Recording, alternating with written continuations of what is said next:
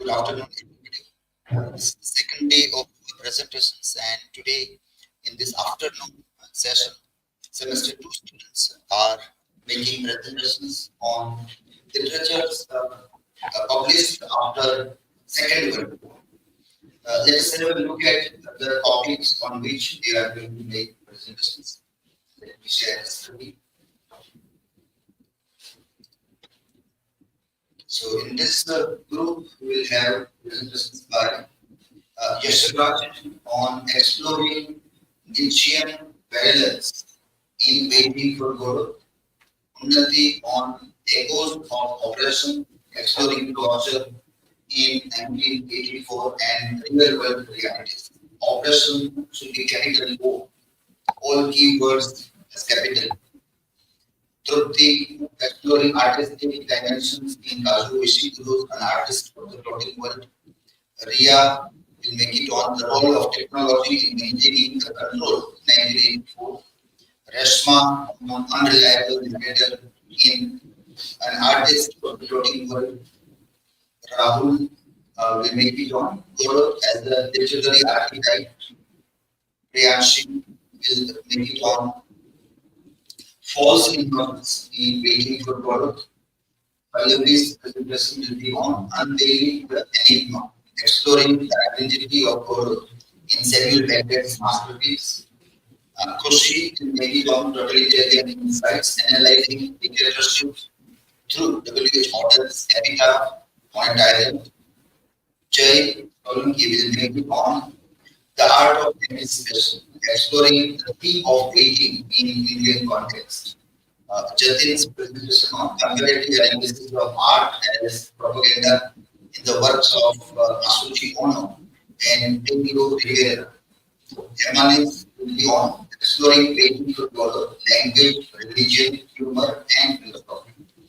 Divya's will be on 1984 as a dystopian novel by George Orwell. And last one will be by Asha on e-memory for 20 years and tradition of energy. So let us start with the first one. Yashraj will start with the first presentation.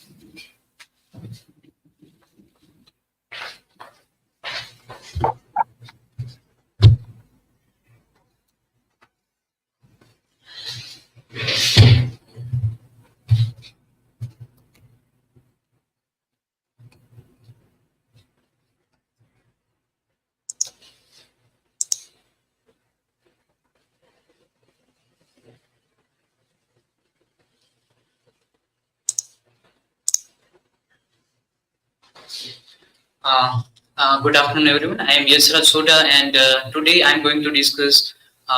Today we are going to explore the Nietzschean parallels in the Waiting for Godot.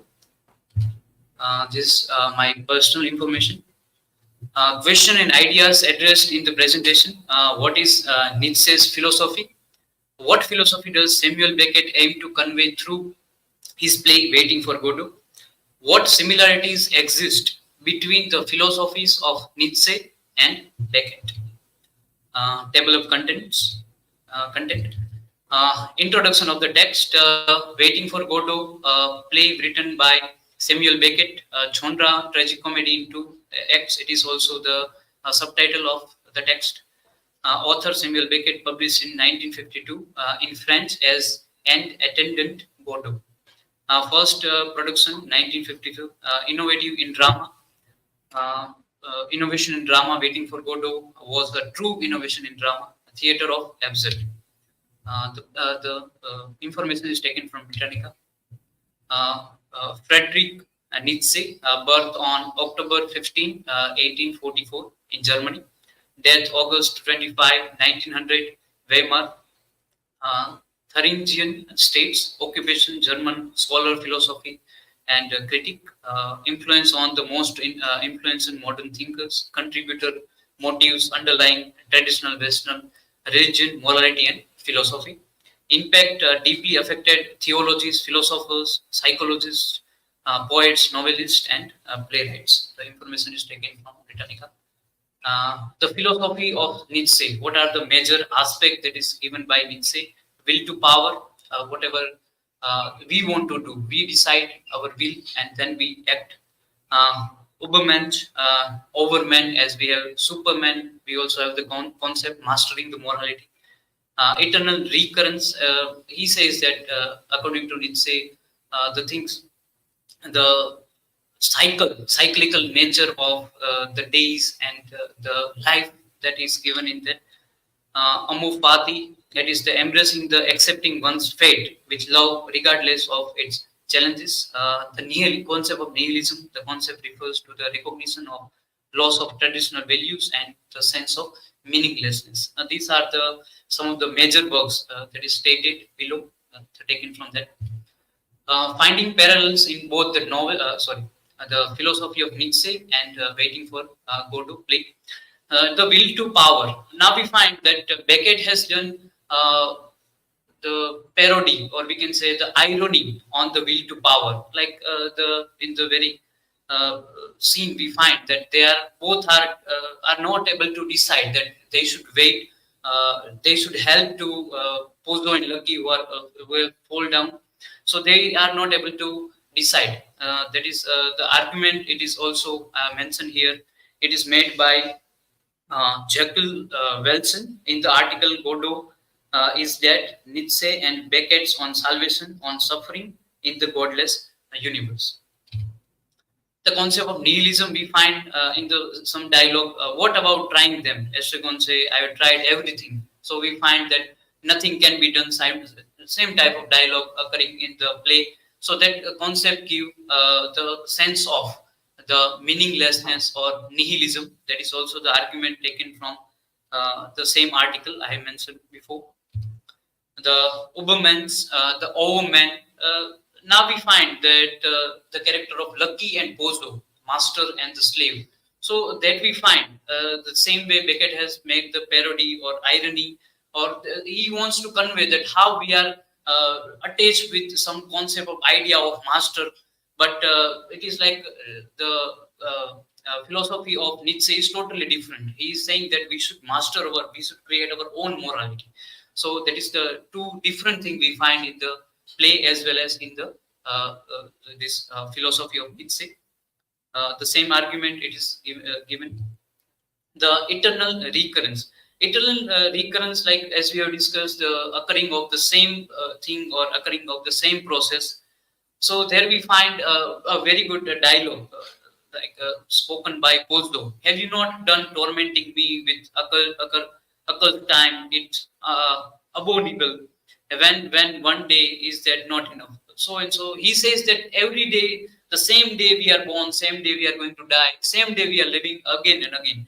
And we also find the cyclical nature of the play. Like both of the acts are like similar. So that we find in the play also, and the very idea of the play is also the eternal recurrence. That we can connect with the Nietzsche philosophy. But here we have to see that Beckett is putting this negatively, rather that the Nietzsche puts it in a more positive way, that we should accept the meaninglessness or the totally occurring of the same thing.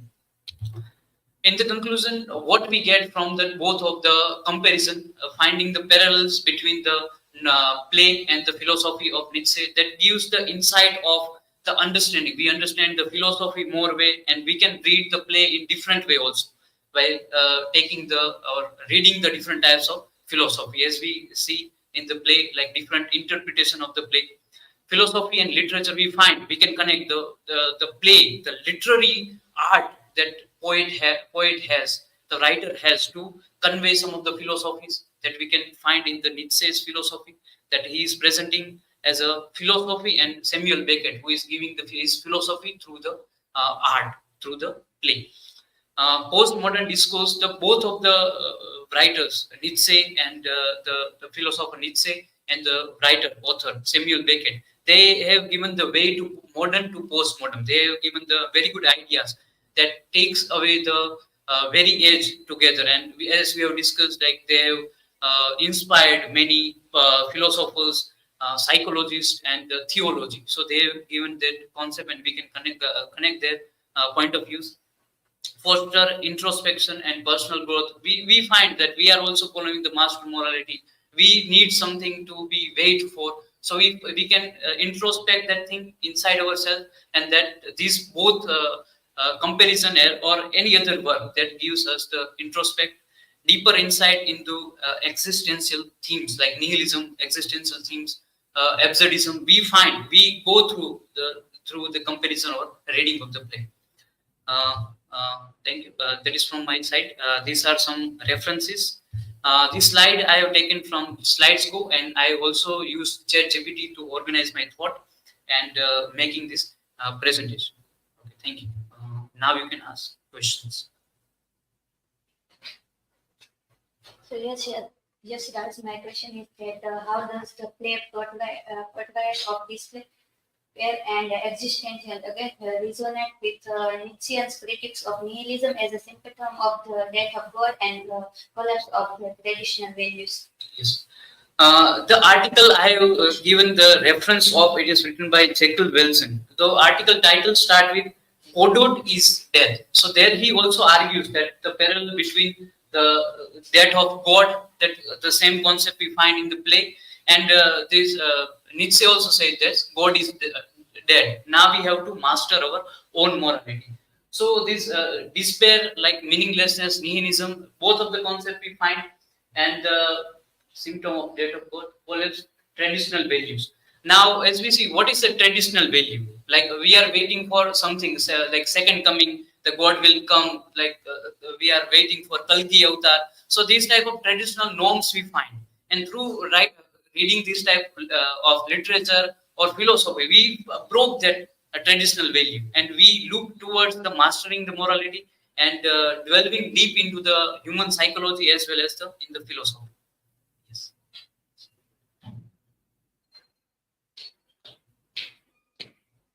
Yes, guys. My question is that how the Nietzsche famously proclaimed the death of God. What did the proclamation suggest in the waiting for God? Yes. In the interpretation of this waiting for Godot, it is also done that the Godot word is also straight from the God. So in the religious interpretation, we find that. And in the play, it is like the parody, it is done that we are continuously waiting for something to happen, waiting for God, and we don't do anything. We rely on someone else. The same thing the Nietzsche give is, now God is dead. Now we don't have to wait for God. We have to do whatever we want to do by ourselves, by mastering morality, by taking our will into our hand. So in the both of the ways we find the same similarity, and yeah. So that thing is proved in the this presentation also. Yeah. Thank you.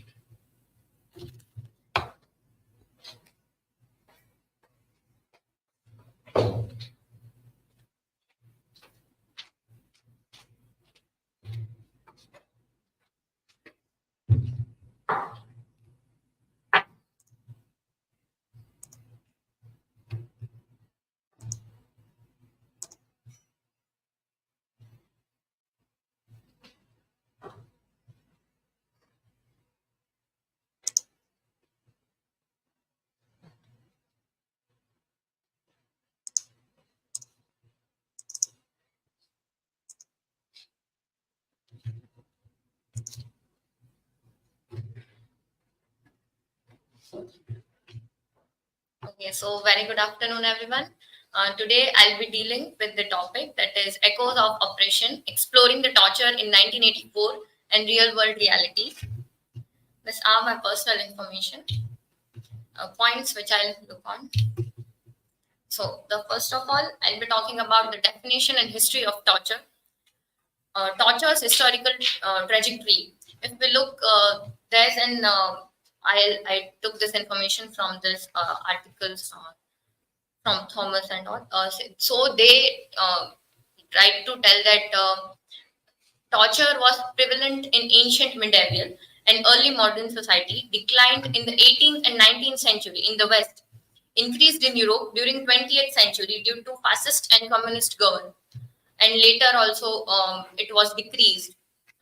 Motives and methods.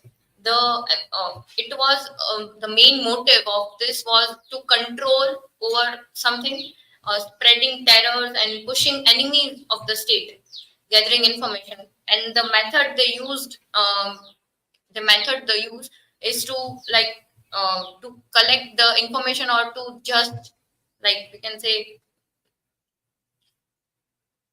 to power or to rule upon someone. The ritualistic aspects of torture in establishing community boundaries and social hierarchies. This article argues that the use of torture follows the same pattern in contemporary time as it has in earlier historical periods. So the torture methods in 1984 were in the novel 1984, it depicts that the dystopian society ruled by a totalitarian regime led by Big Brother, which shocked readers upon its publications in 1949. So Orwell's concepts such as newspicking, doublethink, and the thought police have become common reference to oppressive government tactics. Scholars debate the distinctions between authoritarians and totalitarian regimes, with totalitarianism characterized by extreme control over citizens' lives. This was from Nietzschean article. Real-world example of torture. So I have taken this from the Emmy and Wington's Lycopnio article, which talk about the torture on the Punjab public. It was the one who used to support the they were used to support Khalistan or something.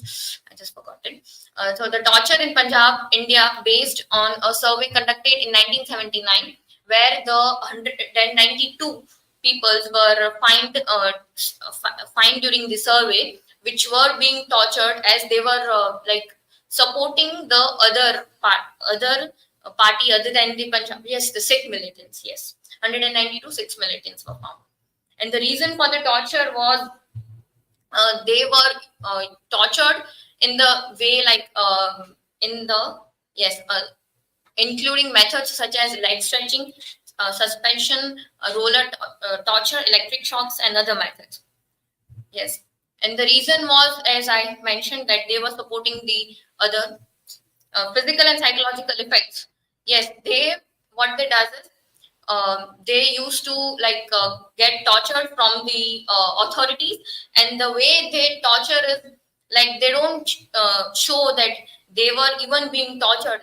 We saw in the novel 1984 that Smith, the way after he was tortured and he was portrayed outside the society with no marks, as a normal human.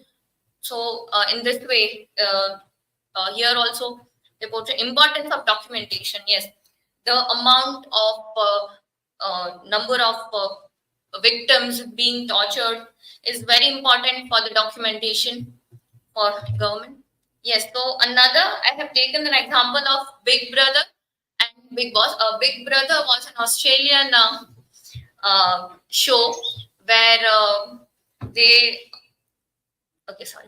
Big Brother was an Australian show where the contestants same as the Big Boss, but there was there's difference a bit. So let's discuss. Big Brother is an Big Brother Australia, also known simply as Big Brother, is an Australian reality show based on the international Big Brother format created by John DeMol. So Australian Big Brother features common people as contestant, whereas Indian Big Boss features yesteryear's celebrities, starlets, wannabes, and those who haven't made it in big Bollywood, along with some foreign contestants. So yes, these are the differences. We can see that Big Brother used to allow the people which are common people, whereas Indian show are for realities, and Australian Big Brother contestants are relatively unknown. Fame, yes, is not a primary motive, and contestants often have inflated perceptions of their fame and accomplishments. disable levels of drama. Yes, the level of drama here. The difference is these are the shows which used to create a drama, which are made to for the public entertainments and all. But in this also they are provided. If we have seen that there, we can see that they are provided tasks to do. That the tasks are really torturable. Like they have to do like we don't have to eat for a day, and they have to like. So if we'll see, then we'll get to know that there are such torturable tasks. Let's compare. Torture inflicts pain and terror on individuals, leaving them defenseless and experiencing a living death. Torture provides. So, yes, the immortality of torture is evident as it violates fundamental human rights and subjects individuals to unbearable suffering. Even in slave societies like antebellum America, there were legal limits on torture, although often disaggregated. And contemporary international law unequivocally prohibits torture in all circumstances. And yes, this I've cited from Tukri Robert C. an article. And there is also a study conducted by Miroslav Ninix and Jennifer Romans from Loyola Marymount University explores public perception of torture in the context of US global war on terrors. They find that consequentialist argument for and against torture dominant public opinion. So psychological aspect, if we see, then current approaches like focusing on PTSD, that is post-traumatic stress disorder, stress disorder, and this focuses on the complex effect that is creates a complex trauma upon the we can say victims. Refugee experience, this is given to the victims. Limitations of PTSD, that is I mentioned full form. Their limitations are like they can't be like they have some limitations which they can't cross, like they can't be too much traumatic when it comes to like physical violence.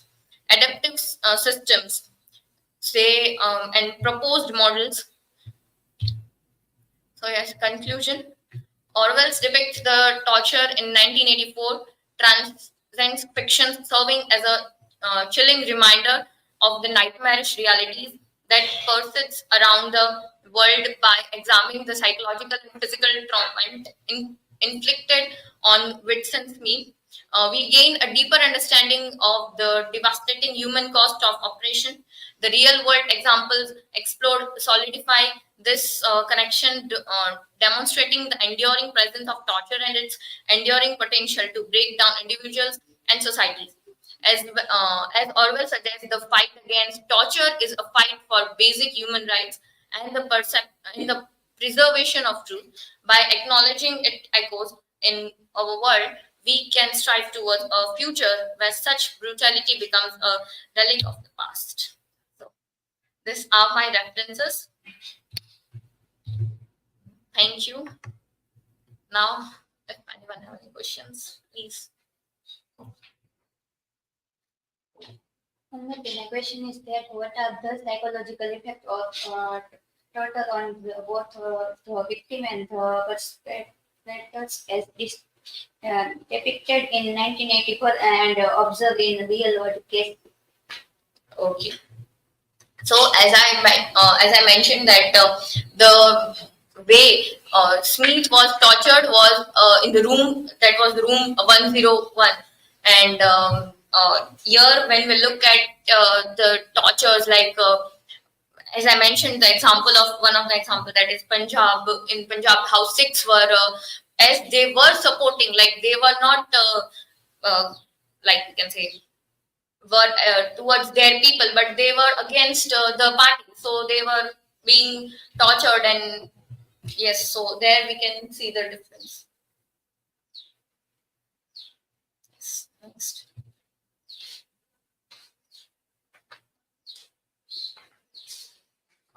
Unnati, my question is, in what ways does the portrayal of torture in 1984 reflect the dehumanization of individuals and the erosion of personal autonomy? Yes, so when it comes to reflection upon the dehumanization and individual, we can say that the like the pressure of we can say the parties, or we can say there's always a fear, like if we'll go against, if we'll speak something against the party or someone, then we'll always be like we'll always be in the threat that what will be the like reply in a harsh, or we can say afraid in a way to speak up against something. And erosion of personal anatomy, yes, obviously if we think something and we want to do, then there's always a minor fear, we can say, that we face. So yes, this was my side. Thank you.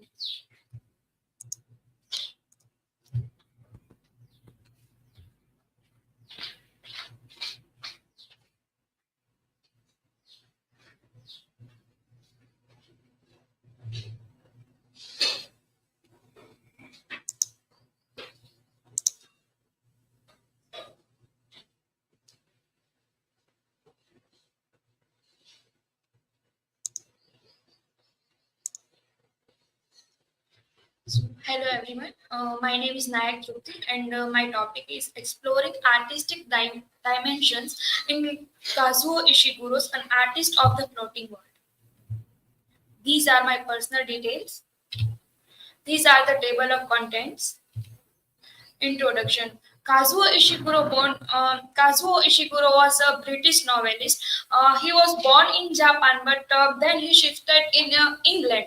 And throughout this, he explored many culture in his writing. The story, An Artist of the Floating World, it's about a Japanese artist named Majusi Ono. Majusi Ono is the protagonist of the novel, and through his art for nation, he faces a disaster in the novel, and it brings a very negative impact on the nation and the people at that time. Set in post-World II Japan, the novel explores theme of guilt, regret, and memory. The novel is all about Ono trying to understand himself as an artist. The novel employs symbolism and allegory to convey deeper meaning about art, society, and individual responsibility. Ukiyo-e. Ukiyo-e, one of the most important genres of art, the Tokugawa period in Japan. Tokugawa period was a period of 1603 to 1867. The word ukiyo-e refers to the world of people, and e means picture. Ukiyo-e technique, or we can say art, is the art for seeking for the art people. It is the art for aesthetic delights, art for a pleasure. Majusi Ono was once a celebrated artist known for his ukiyo-e paintings, which depicted the pleasure of urban life in Japan.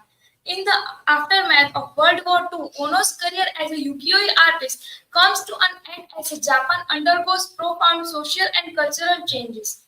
The novel examines the legacy of ukiyo-e art in the post-war Japan and its impact on individuals like Masuji Ono. Art for business. What is art for business? Using art for business means creating painting or other artwork to make money. It is like art for making money. The artists are using art and they earn money. Like artists are working as a machine, like just making art and earning money. Takeda Farm, in the context of the novel, Takeda Farm is doing that.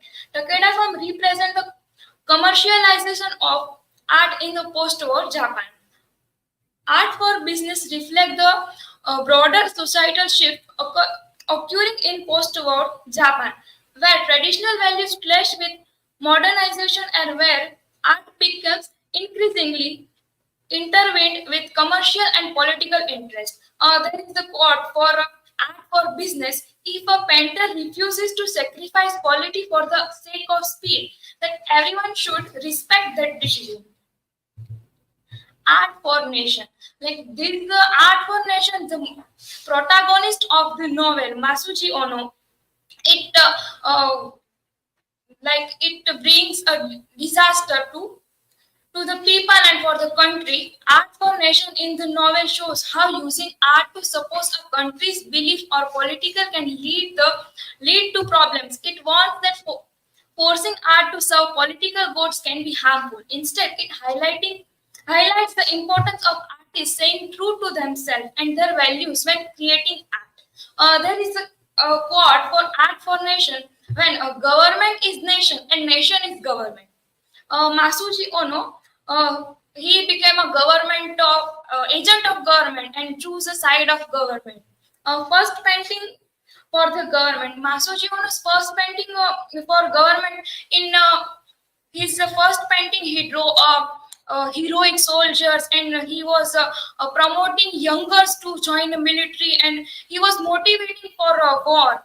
And he uses symbol Japanese pride, like he draws a cherry blossom and Japanese flag and all that. Because of Masuji Ono working for Art for Nation, it was a fall for his one of the brightest student, Kuroda. Masuji Ono's choice to align with the government and promote militarism through his art reflect the societal pressures and ideologies of wartime Japan. His journey illustrates the complexities of artistic expression in times of conflict and the moral dilemmas faced by artists who must navigate between personal integrity and societal expectations. Using art for poor people. Using art for poor people is a totally opposite of ukiyo-e. Like ukiyo-e is the art for pleasure, art for aesthetic delight. But using art for poor people in the context of the novel, it shows a poor people's situation or a poor people's life. Poor people life because of national interest, and it shows a national interest. Chisu Matsuda involvement with Masuji Ono marks a turning point in Ono's understanding of the impact of art on society, particularly for the poor people and marginalized. One begins to re-evaluate his own past actions and the role of art in promoting nationalist ideologies. He realizes that his previous alignment with the government's propaganda efforts may have overlooked the needs and perspectives of those less fortunate in society. Painting for the floating words. This is an article for Donald Jenkins. The term ukiyo-e refers to Japanese prints and paintings depicting the floating world, which was a concept initially associated with the transitory nature of human existence, but later evolved to represent the pleasure of the life, particularly those found in the brothel and entertainment districts during the Tokugawa period in Japan. Ukiyo-e despises the Japan's floating world, a relief of pleasure and self-expression during the Tokugawa period, created primarily by painters and illustrators. Prints and paintings offer insight into society's social and cultural dynamics. Urban centers like Edo, Osaka, and Kyoto were hubs for this expression. The Calvin Smith collection, notable for its balanced representation of prints and paintings, corrects misconception about ukiyo-e art. Ukiyo-e arts emphasize solely on prints. Conclusion. In An Artist of the Floating World, Kazuo Ishiguro explored dimension of art as a reflection of personal identity, societal norms, and moral responsibility. Through the protagonist's journey, the novel suggests that art serves as a mirror for both individual and cultural complexity, highlighting the intricate interplay between creativity, accountability, and societal change. These are my references. Thank you. Now, if you have any question, you can ask me.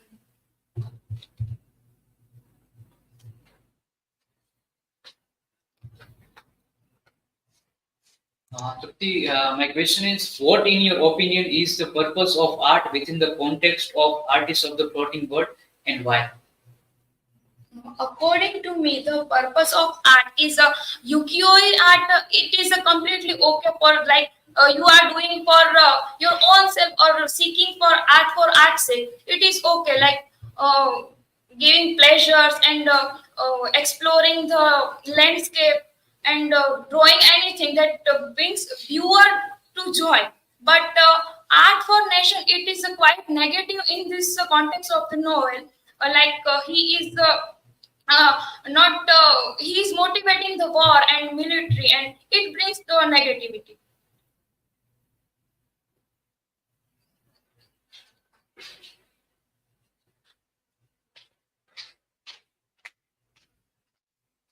So yes, Trupti, how does the protagonist's admiration for ukiyo-e painting influence his own artistic style and technique?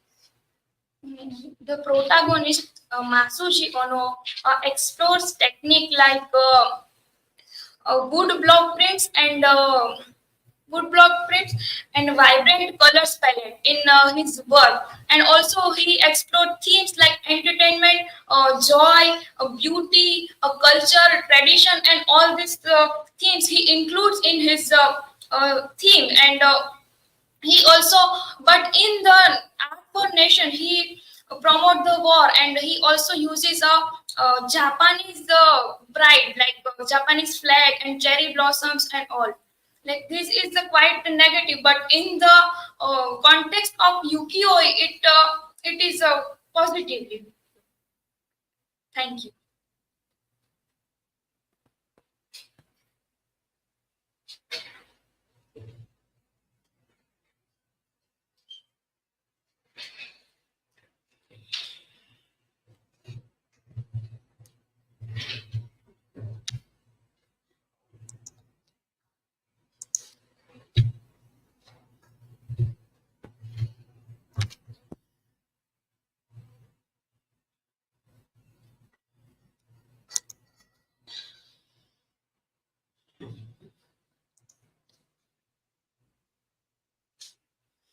Okay, so very good afternoon to all of you.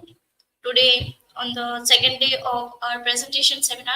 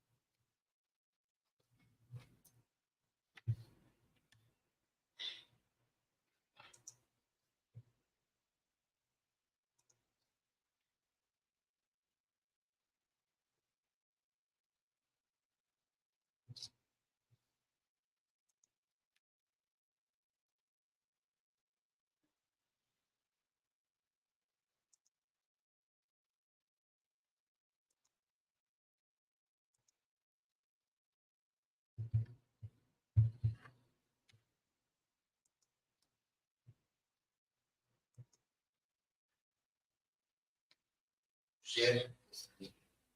Yes, but classroom, I guess, remove from here. Yes.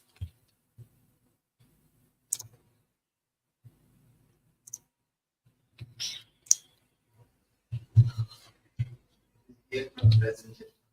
Present here. Present and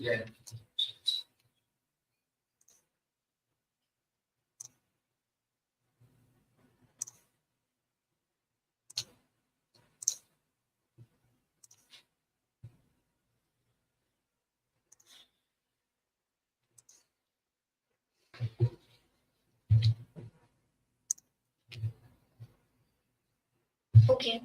So let's begin with the introduction of the author. George Orwell was born as Eric Arthur Blair on June 25, 1903. He was born into British colonial family. His father working as a civil servant in the Indian Opium Department. Orwell adopted the pseudonym George Orwell for his writing career. His first book, Down and Out in Paris and London, was published in 1933 under the name of George Orwell. Orwell's adaptation of his pseudonym marked a significant shift in his life and beliefs. His transitions, he transitioned from being associated with British Empire establishment to becoming a literary and political rebel. These I have taken from Britannica, Works and Legacy. Orwell is best known for his novels like Animal Farm, which is published in 1945, and the famous of his work is 1984, which is published in 1949, which are renowned for their exploration of totalitarianism and dystopian societies. 1984 especially remains a powerful critique of authoritarianism and surveillance states. Orwell's works continue to be influenced in literature, politics, and popular culture. His insight into dangers of totalitarianism and the erosion of personal freedom remains relevant today.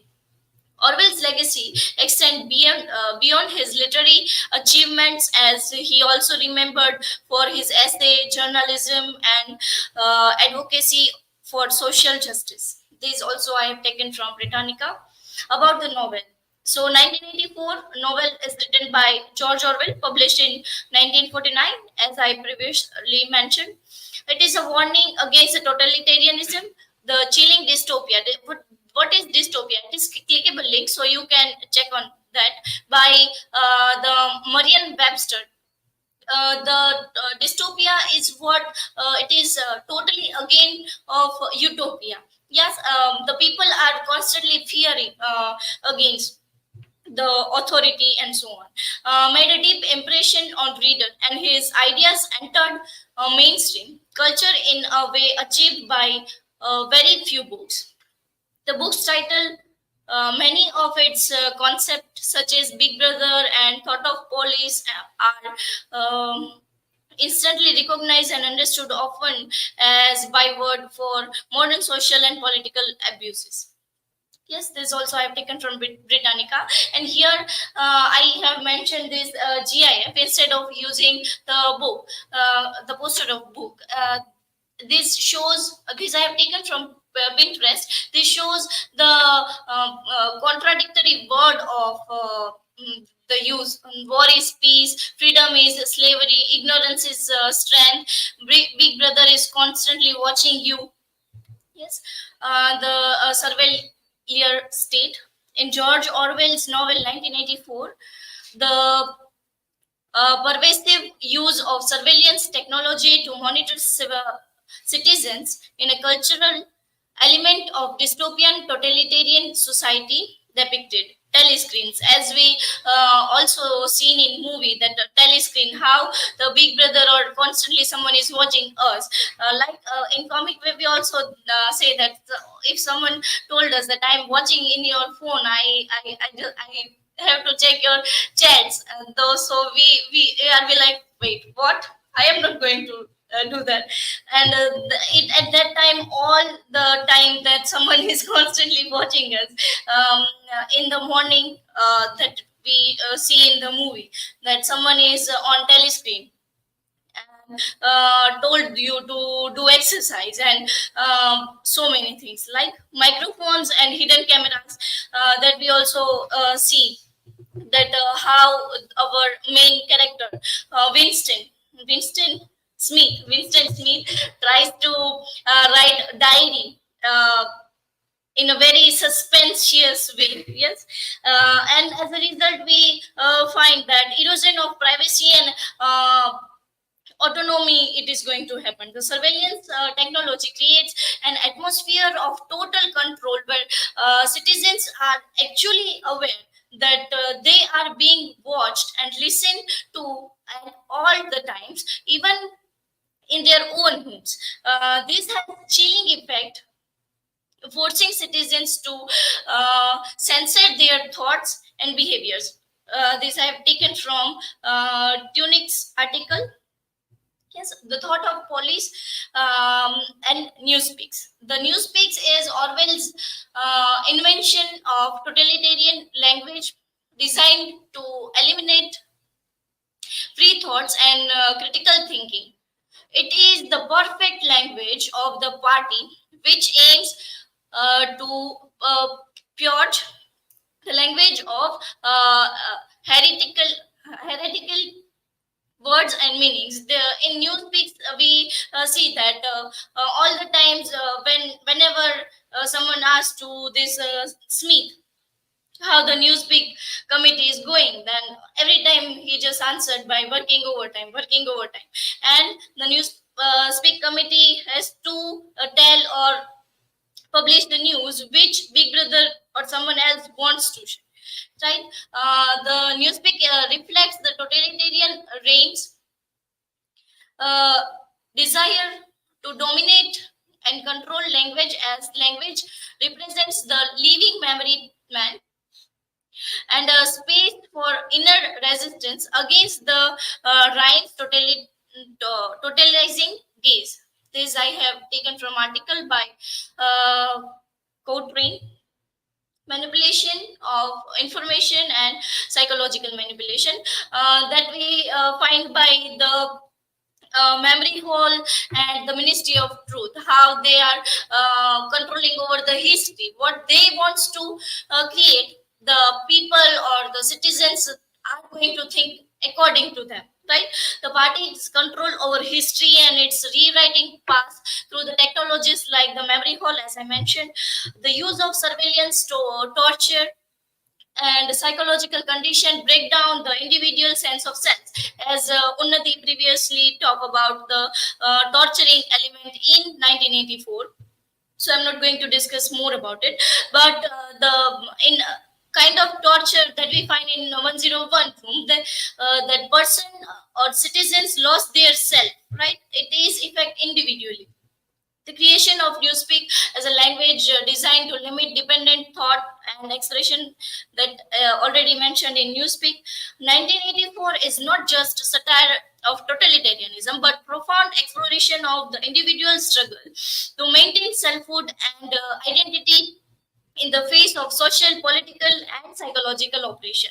Orwell warns against the dangers of denning objective truth and the devolution of the individual self, which the article that I have mentioned, Feder's article, sees as prophetic in light of trends in modern society, technology, and literary criticism. Yes, the surveillance technology, the telescreen that we mentioned previously, the media manipulation. The party in 1984 uses the media, newspeak especially, to control, manipulate the thoughts and perception of the people. Similar how the modern time also we find media can use the propaganda and psychological warfare. That also we can connect with the social media, right? Someone is always watching us. If I constantly searching about the article of 1984, 1984, 1984, then also in memes I am getting the things like, you want to join this university online courses and like that, and memes according to this 1984, and so on. Erosion of privacy. The pervasive surveillance in 1984 leads to the dominion of individual privacy, mirroring concern about the erosion of privacy in modern digital age due to the global surveillance programs.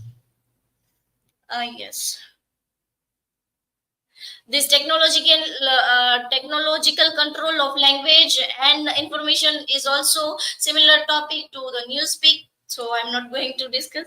Impact on human behavior and psychology. Of course, yes. The constantly working with the technology and kind of torture, it is going to affect on our behavior and psychology and our health also. The article discuss that Premanand's article discuss how the technological control and surveillance in 1984 impact on humans' behavior, psychological, and the ability to think independently, which it argues in growing concern in the real world due to the influence of the modern media and technology. Yes, the conclusion. In conclusion, George Orwell's 1984 serves as a haunting warning about the dangers of unchecked technological control and its implication for individual freedom and social manipulation. Through the portrayal of the dystopian world ruled by the totalitarian reigns, Orwell vividly illustrates how technology can be wielded as a tool of operation, surveillance, and thought of control.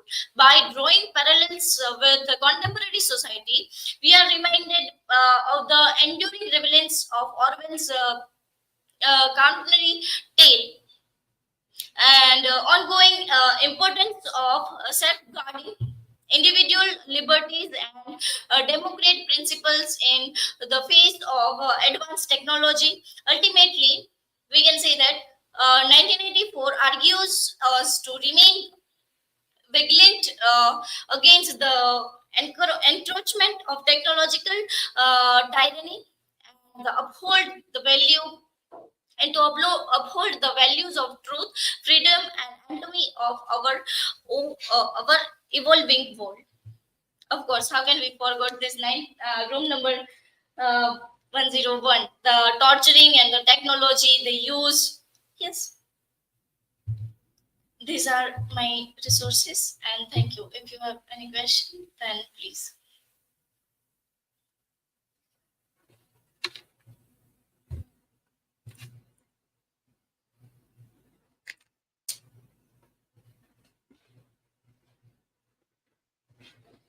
Riya, my question is, what are the parallels between the manipulation of information in 1984 and contemporary instance of media censorship or propaganda? Oh, yes, we can say that in 1984, we have the not that much technological devices, right? So in that era, we have only the news speaks and the newspaper or news clips were there, and through that they are or the Ministry of Truth, that kind of elements we have through that they are arranging their propaganda. But now we have number of platforms through the which they are using and they are arranging the propaganda before. So yes.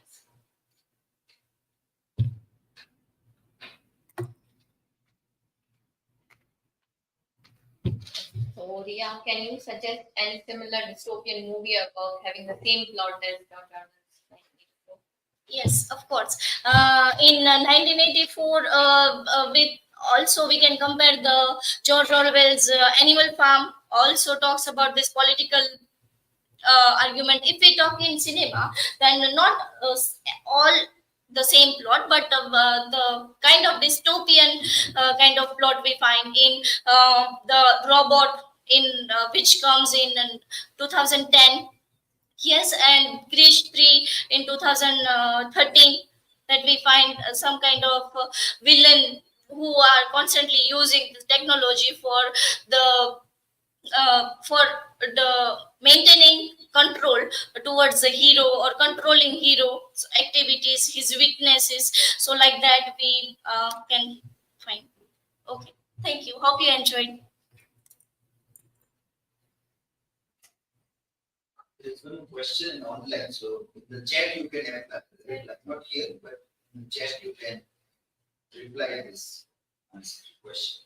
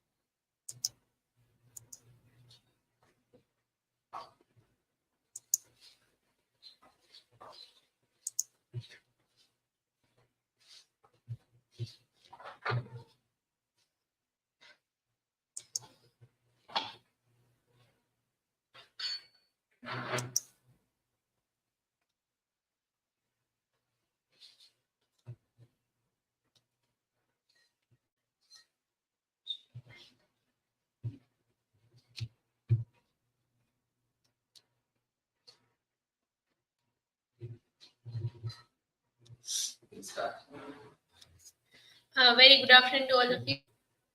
Today I'm going to deal with the topic Unreliable Narrator in An Artist of the Floating World by Kazuo.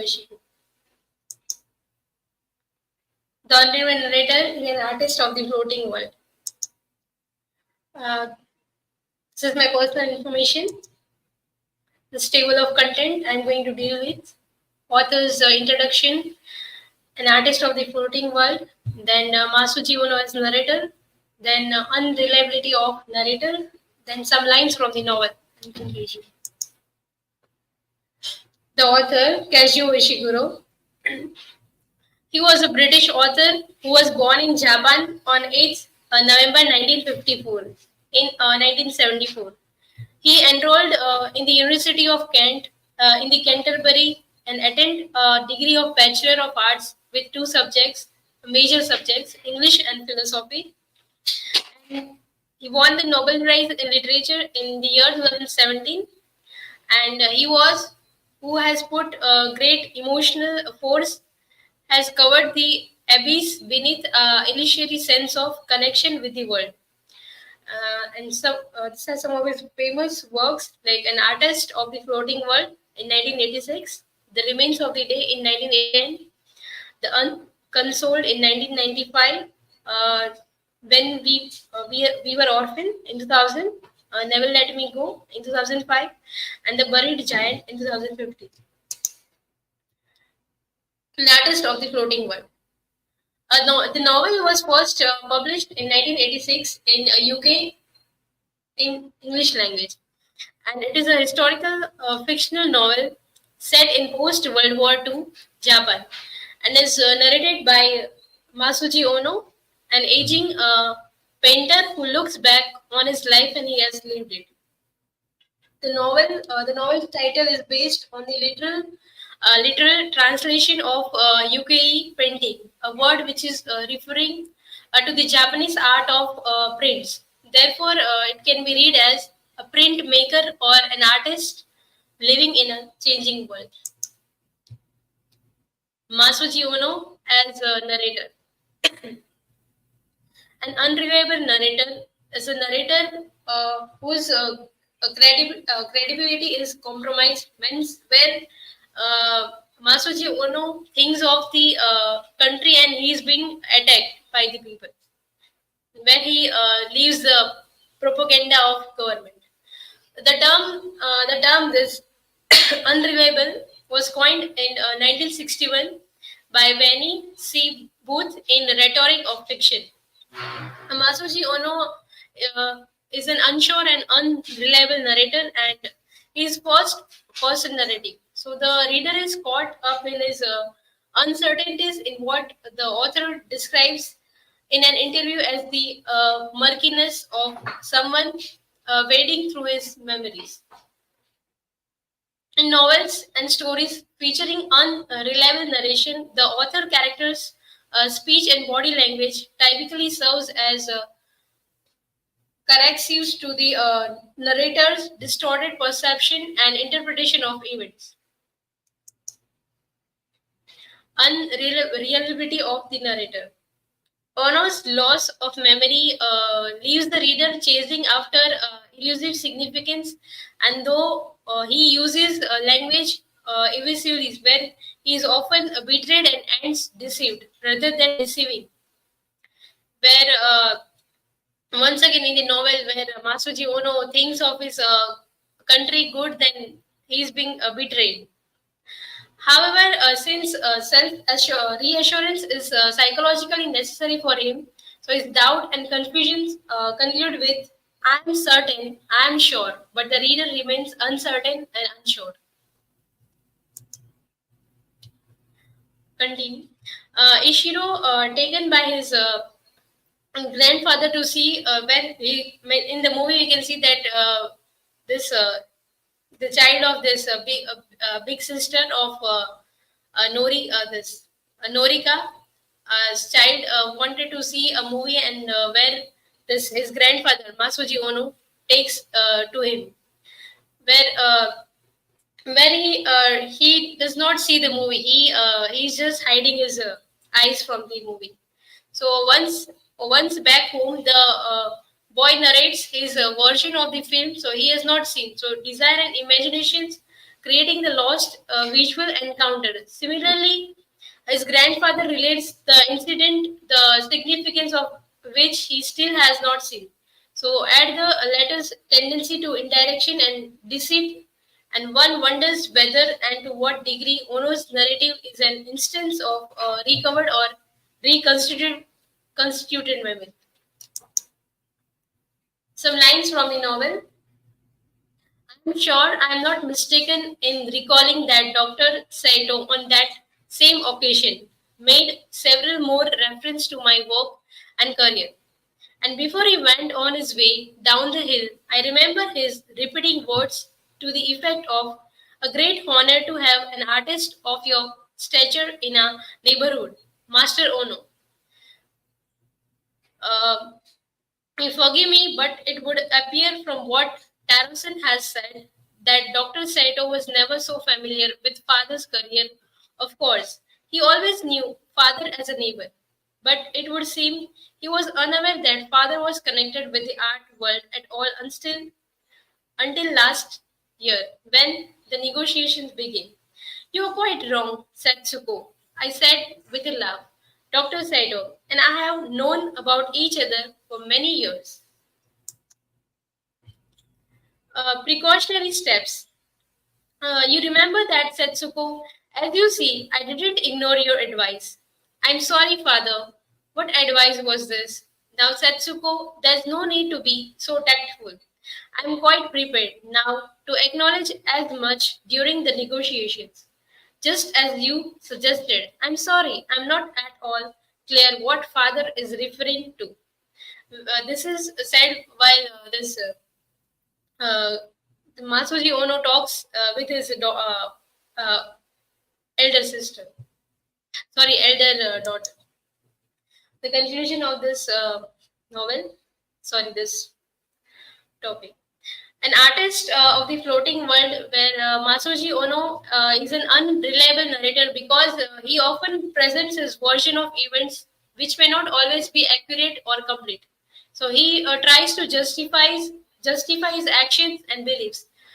Particularly reading his past involvement with the nationalist movement in Japan before World War II, however, as the story unfolds, so it becomes clear that Masuji Ono's perspective is biased, and he may be hiding or distorting certain truths to protect himself or maintain his reputation.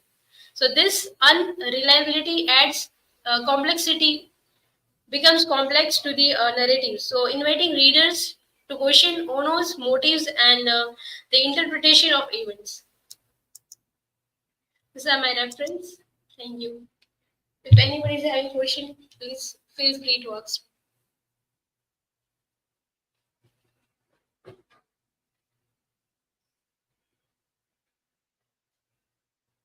Reshma, my question is, according to you, Masuji Ono's portrayal of historical events be trusted, or does he manipulate them to present himself in a more favorable light? Okay, Trupti.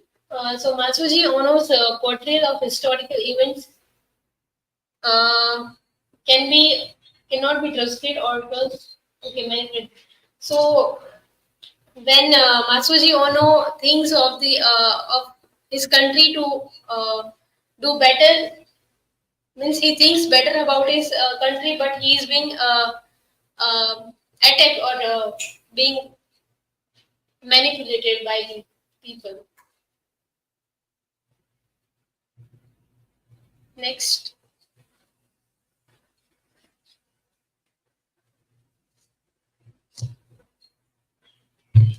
Okay. So, Reshma, my question is, what impact does the unreliable narrator's storytelling have on the overall narrative structure and reader engagement, as you mentioned in conclusion, that it is effective or it is problematic to understand the reader, but moral. Okay. So the unreliable narrative storytelling, the overall narrative structure,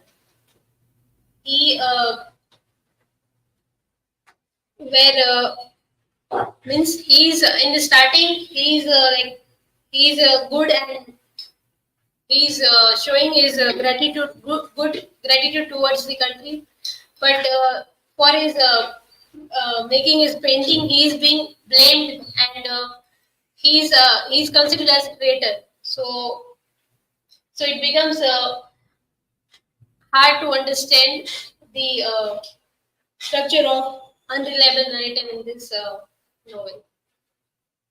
Thank you.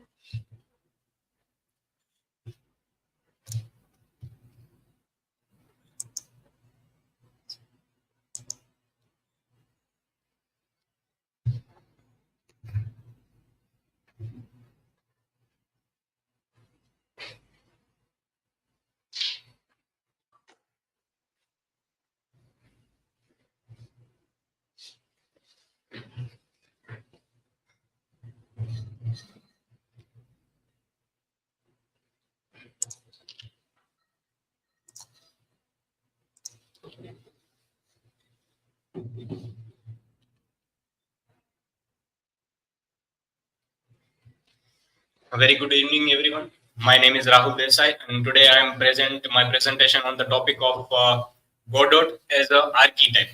as a literary archetype. This is my personal information. This indexed, this each point explanation you will find in this PPT. Please.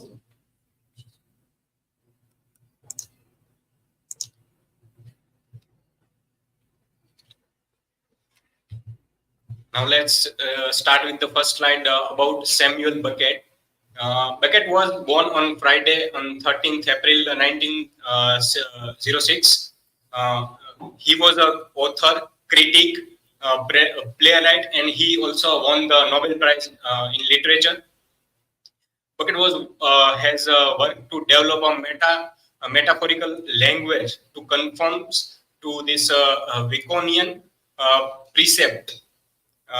Beckett's writing often centers on three main themes like living, thinking, and creating. In his writing style, we can see the living, thinking, and creating in certain ways. Robinowitz argue in his article about Samuel Beckett.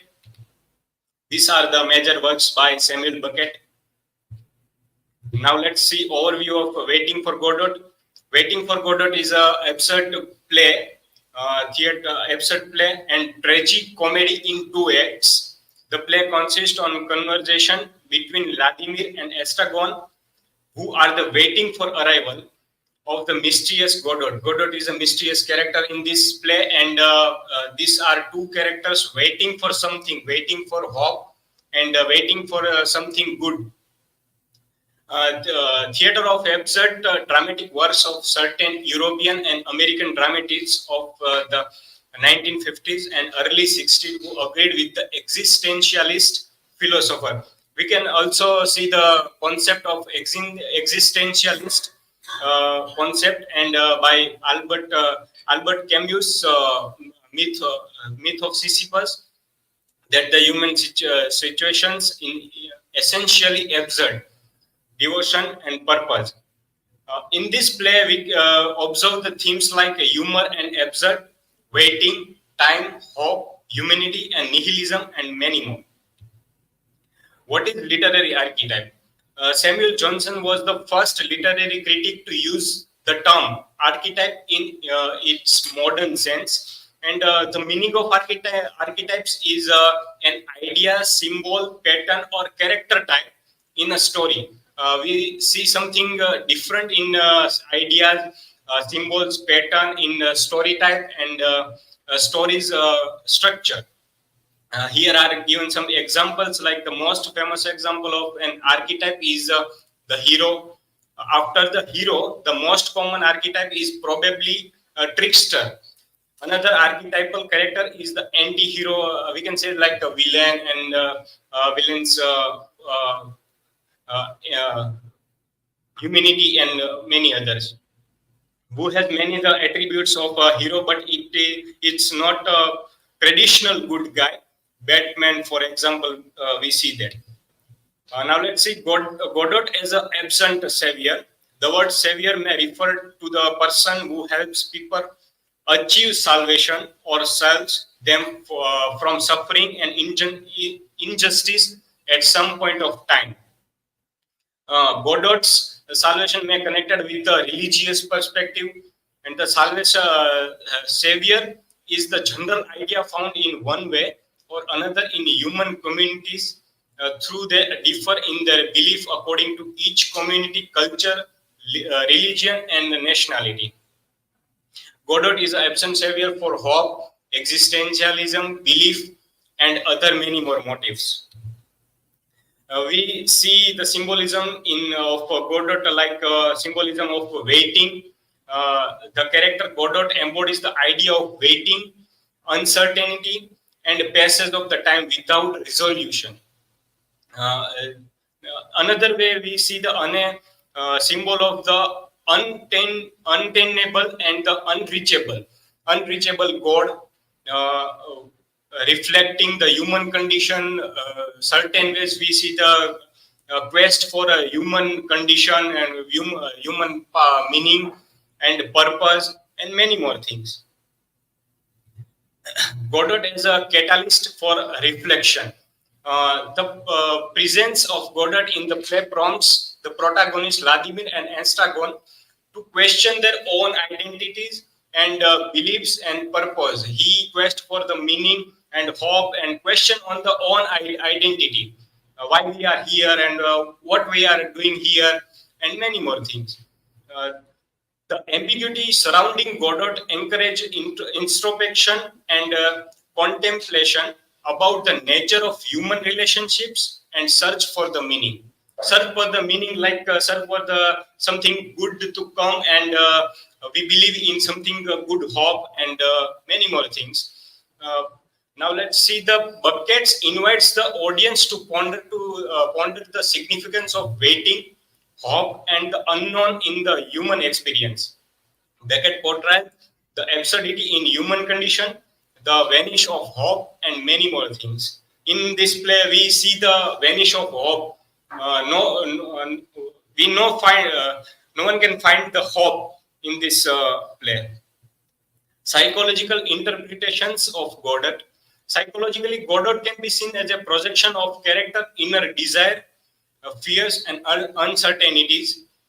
Godot symbolizes the existential angst and longing for fulfillment that permeates human consciousness and drives the character's action in the play. Human quest and human condition many times shows in by the character of Godot and perspective of Godot. Godot play a vital role in the play. Godot represented the hope to happen something good. It suggested the human condition while waiting is become a central thing in human life. Archetypal themes in Godot, we see the archetypal themes like waiting, uncertainty, and existential questioning in waiting for Godot. And on the other end, we see the many myths connected with the archetypal themes like the myth of folklore and literature. Myth of Sisyphus are also connected with this character of Godot, or this play Waiting for Godot. Through the character Godot, Beckett explore the universal theme of hope, desire, and search for the meaning that transcend culture and historical boundaries. He suggests the huge imagery of art and thoughts. Psychological implications of Godot as an archetype. We see the Godot symbolize the tension between hope and desire and convenience and many more things. We see the implications, psychological implications. As an archetype, Godot challenges individual to confront their own beliefs, expectations, and existential dilemmas in the quest for meaning and purpose. What are the meaning? What are the purpose in life and future, and many more things. Existentialism of Godot is it depend on the choices and matter of exist.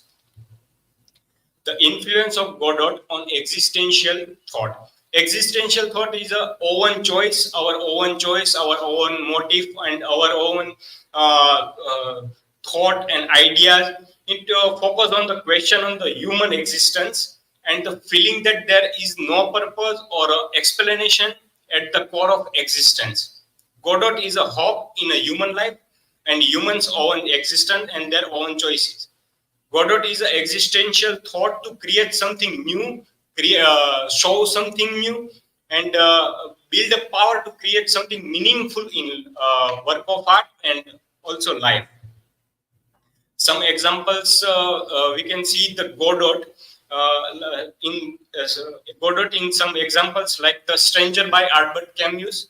The protagonist Marsault, existential detachment and search for the meaning can be seen as the from Waiting for Godot, waiting for an understanding of revelation about life's purpose. Then second, The Trial by Franz Kafka. And then historical figure, real life example, we can also see the character of Godot exist, like Nelson Mandela's years of imprisonment before becoming South Africa president, represent a period of waiting for freedom and justice. Now, in conclusion, Godot as an archetype represents the human quest for meaning, quest for purpose, and what is the find purpose in life? What is our purpose? And many more things.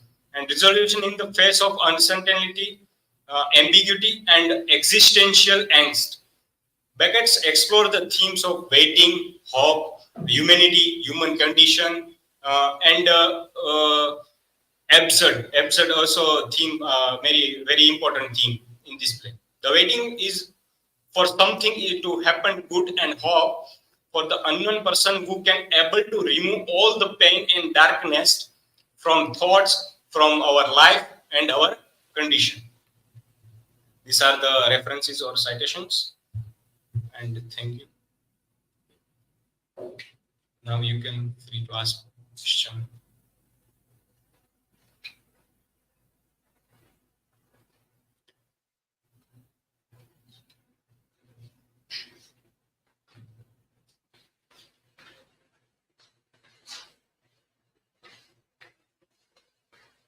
My question to you is, what parallels can be drawn between Godot and other literary figures of archetypes, such as the enigmatic stranger or the distant date? Godot is a stranger. Godot is a stranger, and he or she, we can't identify. Godot is a stranger and very effective on the character's live. And God is unreachable. Both are the problematic in this energy and deity. We can't identify in clear way to stranger or distant deity.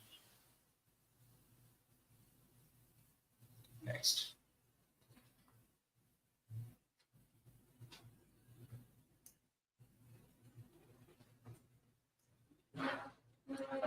Rahul, as you mentioned in your presentation about the psychological implication of the Godot, can you please examine the psychological implication of the character's inability to break free from the cycle of waiting for Godot? What does it suggest about the human capacity for the change or in the absolute?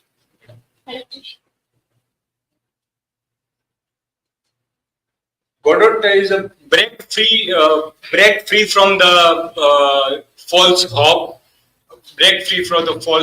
and some patterns, and it suggests about the human psyche.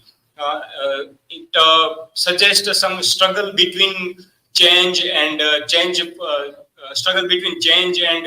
comfort of human psyche, and it shows some dilemma of hope dilemma and fear and many more things in certain ways.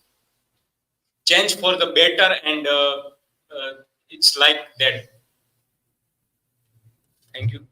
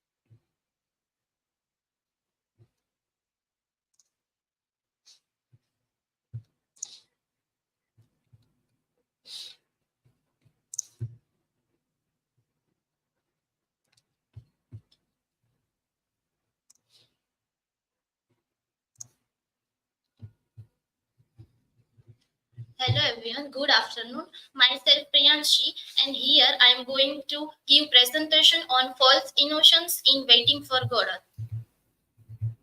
These are my personal information. These are the table of contents. First, introduction. Waiting for Godot, tragic comedy in 2 acts by Irish writer Samuel Beckett. Published in 1952 in France as an attendant Godot and first produced in 1953. Waiting for Godot was a true innovation in drama and the theatre of the absurd, first theatrical success. The play consists of conversation between Valdemar and Estragon, who are waiting for the arrival of the mysterious god, who continually sends words that he will appear but who never does. They encounter Lucky and Pozo. They discuss their miseries and their lots in life. They consider hanging themselves and yet they wait. We can see that something that is more definitely and obviously new in the drama of Beckett is the form it chooses to express its vision of life. A simple misreading, but one found in sophisticated disguise in much adverse criticism of Beckett runs like this. Beckett feels that life is meaningless and therefore finds meaningless forms to express this vision. Forms deliberately jumped, arbitrary and chaotic, without logic or coherence. Enigmatic nature. Waiting for Godot is considered one of the most enigmatic plays of this century. The act of waiting for Godot, a figure whose identity is notoriously difficult to determine, has given rise to myriad interpretations. The play has been interpreted through various lenses, including existentialist, Marxist, Freudian, and Christian perspective. Some critics regard the play as an anti-section of the passive resistance movement dominating the early 60s. Literary theory. Literary theory has also been applied to the play in remarkable variety. Among the many contributions in this era, one might note those pertaining to semiotic, speech act theory, and reader response theory. Biographical analysis. The text has even been subjected to biographical analysis with intriguing results. The faith or suicidal mentality. Repeatedly, Vladimir and Estragon voice their inability to continue or to succeed, expressing a defeatist or suicidal mentality which view life as an exercise in futility, impossible to endure. Then, the purpose of Vladimir and Estragon. The purpose of Vladimir and Estragon is to do nothing. They aim to prove radiantly that there is an existence in which nothing happens. The void, nothingness, or abysmal depth in which their language derives from their own refusal to seek fulfillment. This refusal to seek fulfillment and their insistence on doing nothing is seen as a form of false innocence. Here are some related dialogues from the play. Vladimir. But I can't go on like this. Estragon. I can't go on. Vladimir and Estragon. The best thing would be to kill me. Vladimir and Estragon. There's nothing to do about it. Vladimir and Estragon. There's nothing to do. Vladimir and Estragon. Nothing to be done. These statements express a defeatist or suicidal mentality which views life as an exercise in futility, impossible to endure. Their goal in life is to perpetuate the resurgence of frustration that's been going on now for half a century. In this regard, dialogue plays a vital role. The purpose of communication is not to resolve difficulty, but to inhibit the possibility of doing so.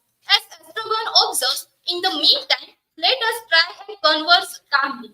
Since we are incapable of keeping silent, it's so we won't think. When words fail, desperate demand for them results. Say anything at all. This compulsive use of words to deliberation is clarified by a passage in text for nothing. It's an unbroken flow of words and tears with no pause for reflection. Vladimir and Estragon repeated through knowledge of good and evil. They don't want to know What decision other than the prolongation of helplessness are possible? Their ignorance extends even to the identity of Godot, whom they would be unable to recognize. As Astragon observes, personally, I wouldn't even know him if I saw him. Godot as an excuse for waiting. The character Godot serves as an excuse for the protagonist, Vladimir and Astragon, to engage in the act of waiting, which is the central theme of the play. This waiting is not just a passive state, but a deliberate choice, reflecting the character's false innocence. They claim powerlessness and innocence in that situation, yet their intention is a conscious decision to avoid seeking fulfillment or meaning in their lives. Vladimir, we wait. Astragon, we wait. Astragon, but what for? Are we not free to go? Vladimir, free? Yes, but bound by our own chains of expectation. Astragon, Godot, then is but a shadow which has Vladimir, a shadow or a light, but either way we wait.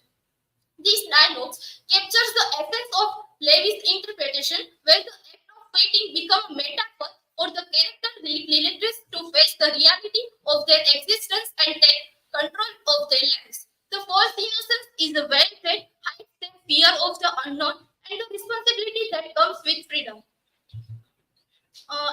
Existentialist themes, the absurdity of human existence, alienation and freedom, passage of time, the struggle with identity, the search for meaning, the search for transcendence. Symbolism in Waiting for Godot. Beckett's plays are essentially symbolic picture of the situation of man. They tell no story because there is no story to tell, but only a basic condition or situation to be represented. A bleak state is with a temporal notion like beginning, middle, and end, intricately linked with the concept of story simply have no places. Beckett is not interested in man as a social animal, but in man in his essential solitude against the backdrop of the void of which there is no lack. The multifarious of interpretation is partly a self-generated product of the academic industry, but its prime origin is in the fact that Beckett is a symbolist writer, in the sense that he presents his institutions about the nature of reality and of man's life in symbolic image. Beckett is a symbolist writer, in the sense that he presents his institutions about the nature of reality and of man's life in symbolic image. This is frequently denied, and the end of both cited as conclusive proof no symbols were known in them. A symbol of its nature is elusive of definition. The symbolic object exists as a thing in its own right, but it also carries in itself other implications or connotations. Symbolism, short symbolism. Tree represent the only organic element in the setting, portraying a buried and lifeless world. Second, symbolize the place of security for Vladimir and Astragon, where they spend their time waiting. Godot symbolize salvation that religion promises but never arrives. Hats represented the fluidity and instability of individual identities. Character like Vladimir and Astragon. Vladimir represented the intellectual dimension of humanity. Astragon represented bodily or appetitive aspect of humanity. Overall, offers a variety of symbols alluding to religious, historical, and existential beliefs. Then, internal evidence and unique attitude. The play's internal evidence and unique attitude towards life, which is distinctly Beckett. Levy suggests that the character's expression of defeat and futility, such as "I can't go on like this" and "nothing to be done," are not just complaints, but rather declaration of their essential task to do nothing and to prove that nothing happens. Dialogues like Vladimir, what do we seek, Astragon, in this vast emptiness? Astragon, seek? We seek nothing, for seeking is a fool's errand. Vladimir, then why do we stand here day after day? Astragon, we stand to affirm that we accept nothing, and in expecting nothing we find our truth. This image dialogue captures the essence of the internal evidence and unique attitude that Levy discussed. The character's waiting is an active choice, a reflection of their internal acceptance of the void, and the absence of traditional narrative progress. These are the comics which are inspired by Waiting for Godot. Then conclusion. Waiting for Godot is not just a play about waiting. It is a reflection on life, purpose, and the choices we make or fail to make in the face of it in different universe. It invites us to question the roles we play and the excuse we make to avoid confronting the essential freedom and responsibility that define our existence. The theme of false innocence, portraying it as a conscious choice by the characters to remain in a state of inaction and purposelessness. This choice serves as a protective veil, allowing them to evade the existential responsibility of self-determination and meaning-making in their lives. It also suggests that the characters' waiting is not just a passive act, but a reflection of their refusal to engage with the reality of their condition. These are my references, and thank you. Now, anyone have questions, then feel free to ask.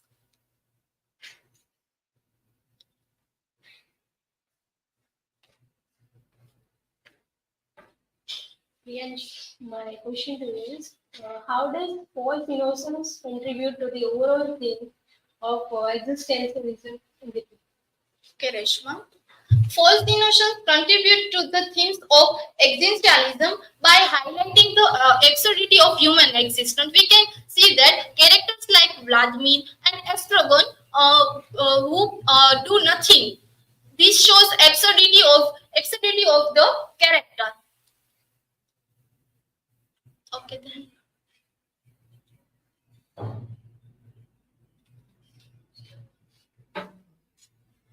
So, Priyanshi, my question to you is how does the cyclical nature of Vladimir and Estragon's waiting contribute to the sense of false innocence in Waiting for Godot? Vladimir and Estragon's waiting. Vladimir and Estragon purposely to choose do nothing.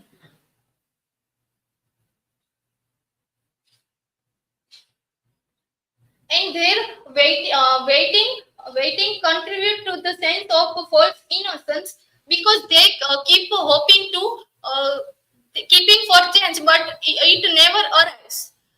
It shows the false innocence of Vladimir and Estragon to Waiting for Godot, who never arrives in the play. So it's from my side.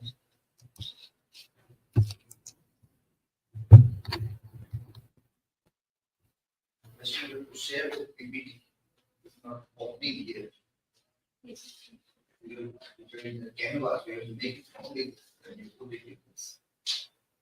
And there, this mic is there, so you have to stand here and then speak a little bit loudly so your voice is captured. The same mic is capturing both the voice.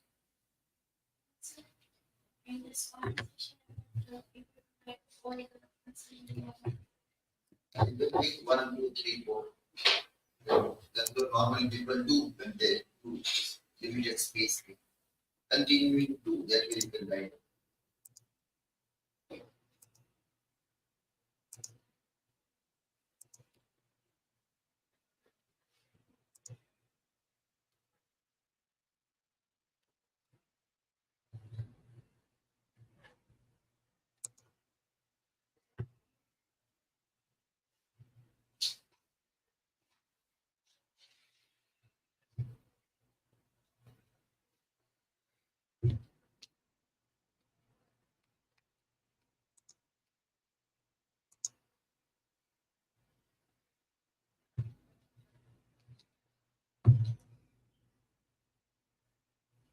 Hello everyone, I am Pallavi Parmar and today I am dealing with this topic, unveiling the...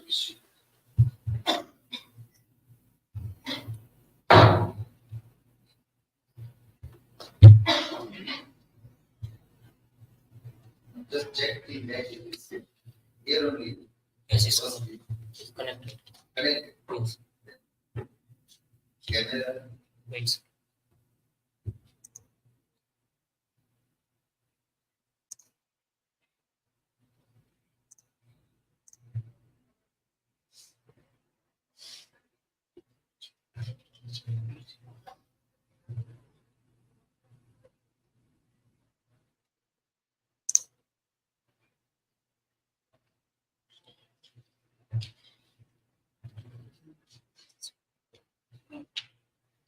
With the camera only.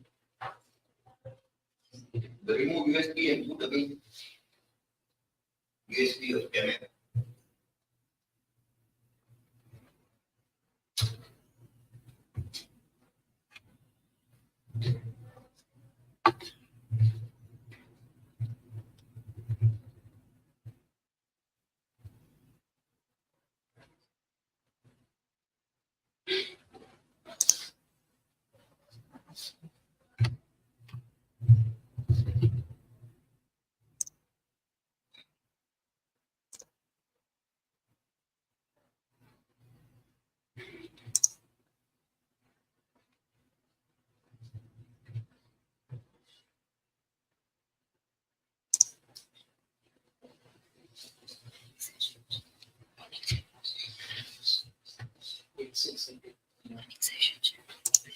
Pause.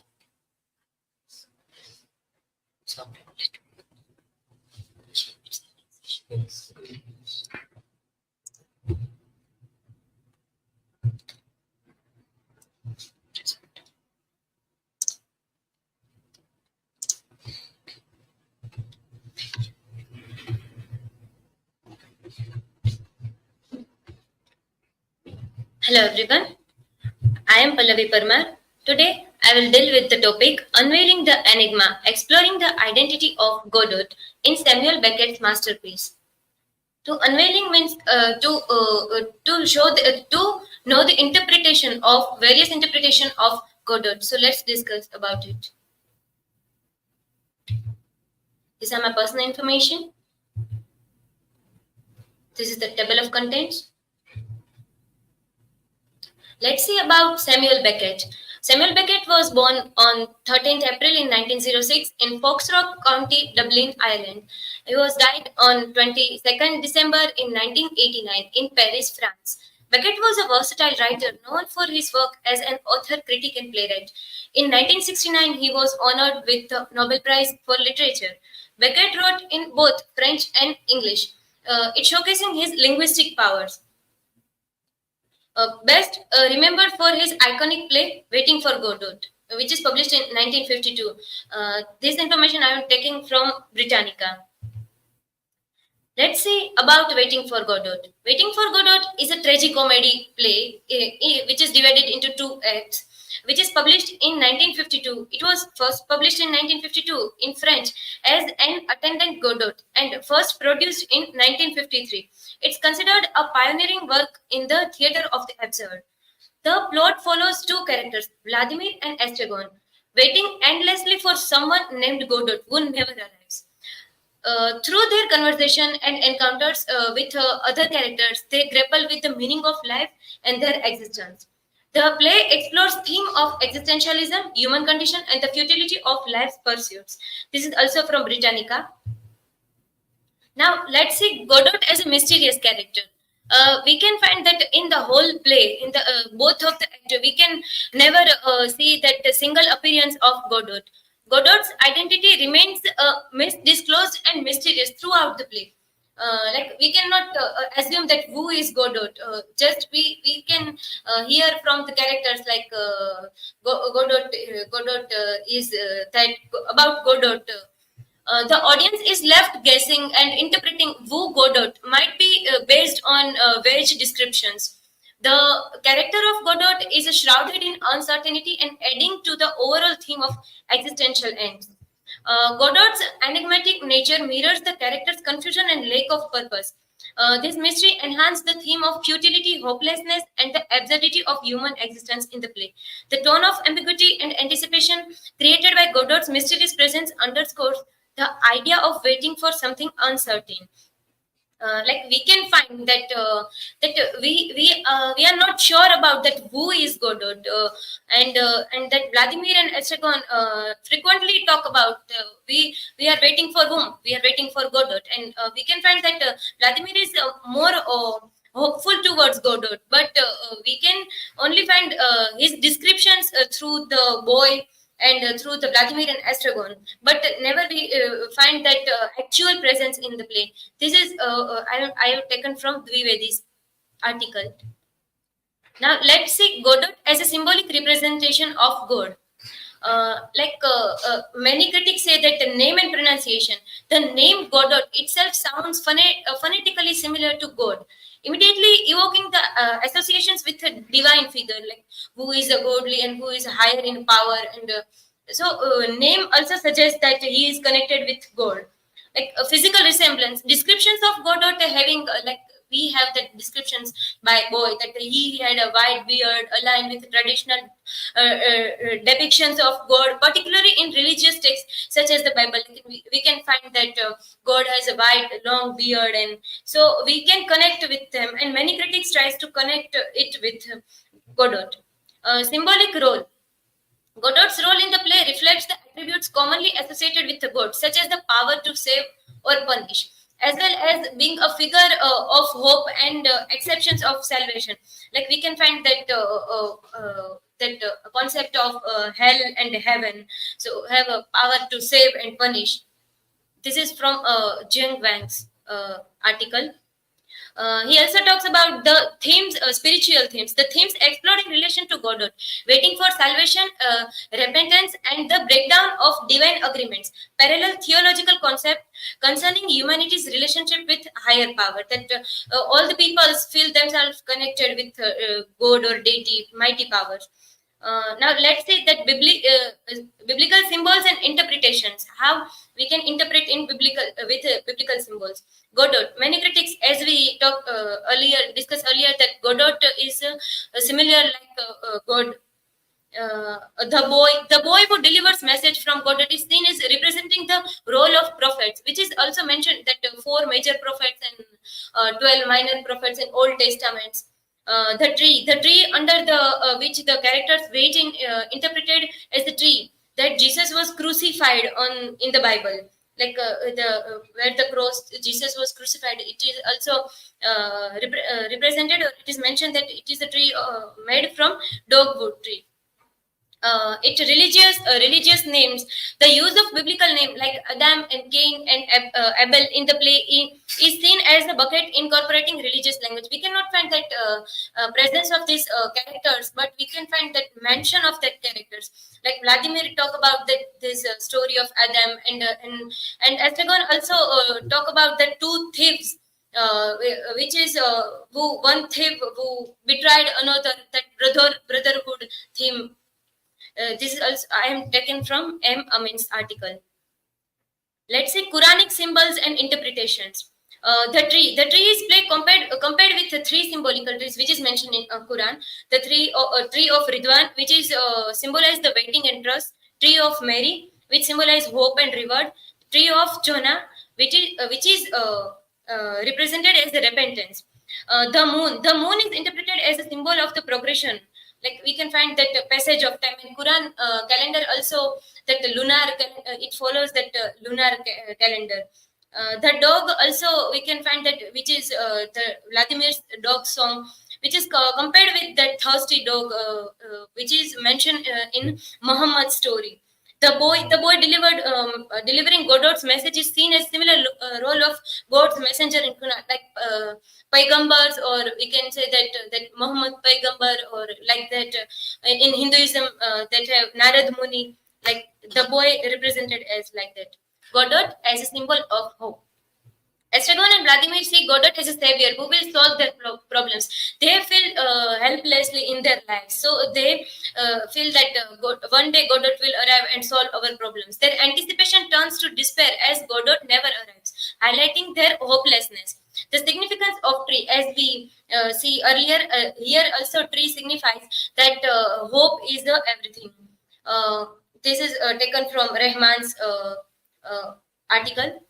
Physical suffering reflecting historical context. Like we can find that Estragon's that playing with boots and Vladimir's urinary infection reflect that hardship of World War II era. These struggles intertwine with the emotional turmoil, emphasis hope amidst adversity. That exploration of human existence and hope. It plays that we also have that question about existence and hope. This quote is from that article. They believe that Godot will solve all their problems and remove all their worries. Here they means Estragon and Vladimir. Waiting for Godot, embracing life's ambiguities. Like whole the play, we can find that waiting for Godot is one character who frequently mentioned in the play but never arrived on the stage. Existential interpretation, like Godot symbolizes unknown aspects of existence, like it suggests that life's mysteries and meaning. Symbols of hope and futility, which we discussed earlier. Interpretation of authority and higher power, that Godot presents that someone who can break or make rules and religious beliefs and existential questions. Representation of absurdity, that like meaninglessness of life, that someone is waiting for someone who have never arrived. Audience engagement and interpretation encourages the audience make their own interpretation. This ambiguity make audience to make their own interpretation. Godot as a superego. Toxos in his article says that, and he also refers this Atkinson's line that Godot stands for God in the play, that symbolizing the higher authoritative figure who has the higher power. Like interactions and communication, we can find that when Godot never arrives to talk with Vladimir and Estragon, but boy who arrives. So we can find that Godot as a superego, Vladimir as the ego, and Estragon as the id. Symbolism of norms and expectations. Mr. Godot embodies societal norms, rules, and prohibitions akin to superego's function, imposing the moral standards on ideals. Like Vladimir's commitment to waiting for Godot reflects a sense of spiritual dependence, that we are depending on someone for our spiritual growth. Dependence and influence, that's like we are depending on someone. Imposing consequences and judgment. Vladimir's belief that Godot will punish them, like they are imposed to wait for them. So this is also from Toxos' article. We can also find that punishment, they are waiting for him, not in that in the case of Estragon also, they are waiting for him in the fear of Godot. This is the line when the Alan Skender asked who was to direct the first American production of Waiting for Godot, asked Beckett, who or what was meant by Godot? And then Beckett answered that if I knew, I would have said so in the play. So this statement allows for open interpretation, that everyone can interpret it their own selves, like play according to individual perspectives. The subject of the play is this. We can also say that the subject of the play is not Godot but waiting. This is also taken from Harold Bloom's book. In conclusion, we can say that the different ideas about Godot is in Waiting for Godot show how complex and mysterious the play is. People interpret Godot in various ways because the play deals with deep question about fate, existence, and finding meaning in uncertain times.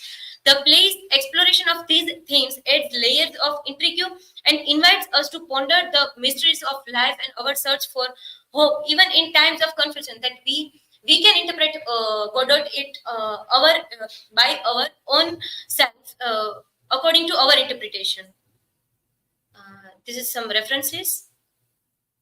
Yeah, that's it from my side. If you have any question, feel free to ask.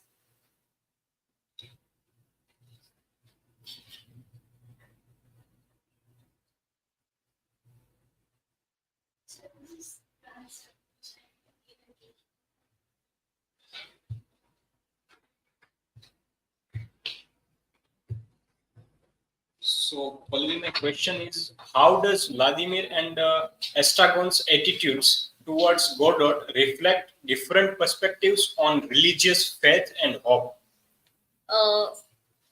Thank you. We can find that Vladimir's and Estragon's attitude to more hopeful than Estragon, and Estragon always said he's a skeptic about it, and he forgets about who is Godot, for whom we are waiting for. So we can find that Vladimir is suggests as a faithful devotee, and Estragon is a more skeptical or we can say doubtful about Godot's presence or Godot's identity.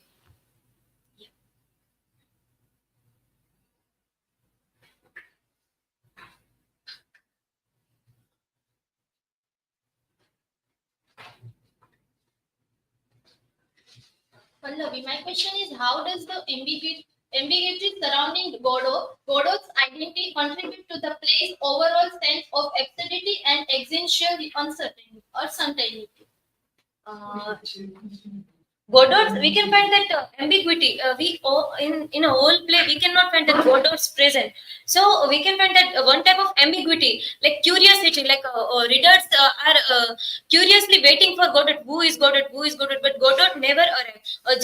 We can find that his description that he is a good boss or owner by the boy, and we can find his behaviors, mention of his behaviors. But we are not sure about Godot's physical appearance. So it is the play, like they are both Estragon and Vladimir waiting for whom. So it is also convey the absurdity and existential uncertainty. That's it from my side. Thank you.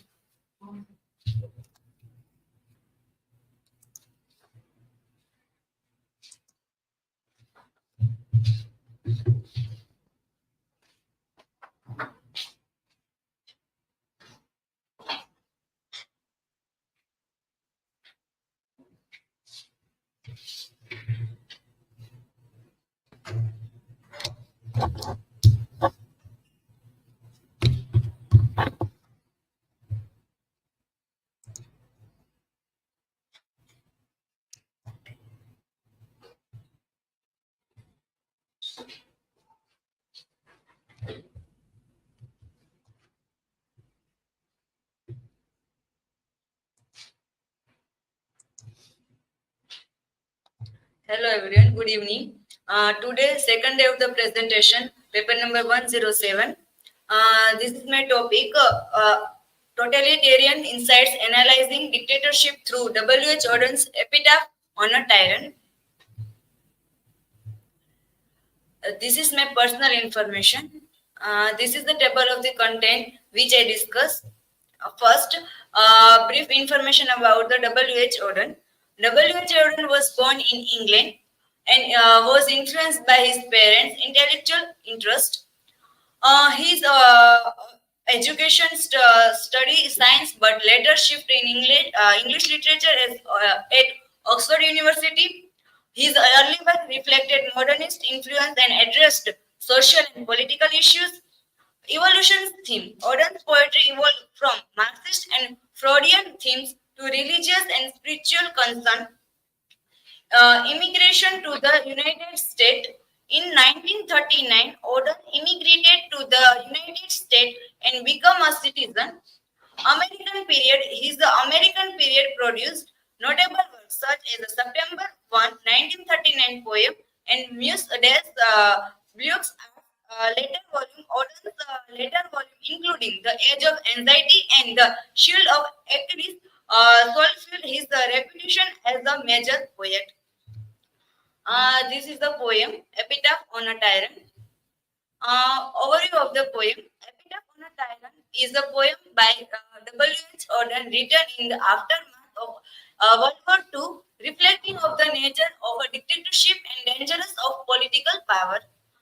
Structure is the epitaph for a fictional tyrant. The poem sets a tone of warning against tyranny and oppressions. The poem is a 6-line poem. First stanza, 2 lines, characterize the tyrant pursuit of perfection as the driving force, indicating a desire for a control and order that ultimately leads to downfall. Second stanza highlights the methods the tyrant used to maintain power, including fear and the fire of hate, range of a tactic employed by dictators such as the propaganda and violence.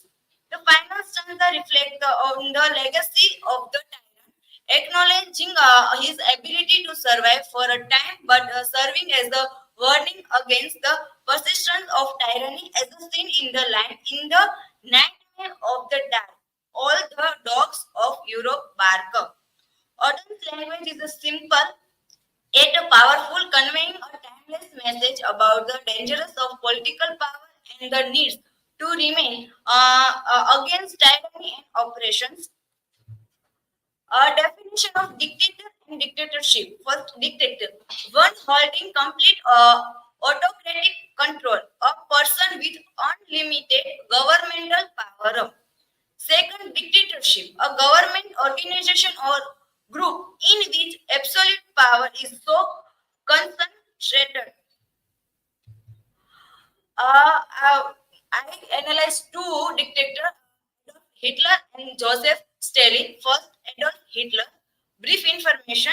Adolf Hitler, born in April 20, 1889 in Australia. Father Alois Hitler, initially named Schicklgruber, rejected twist from Vienna's Academy of Fine Arts.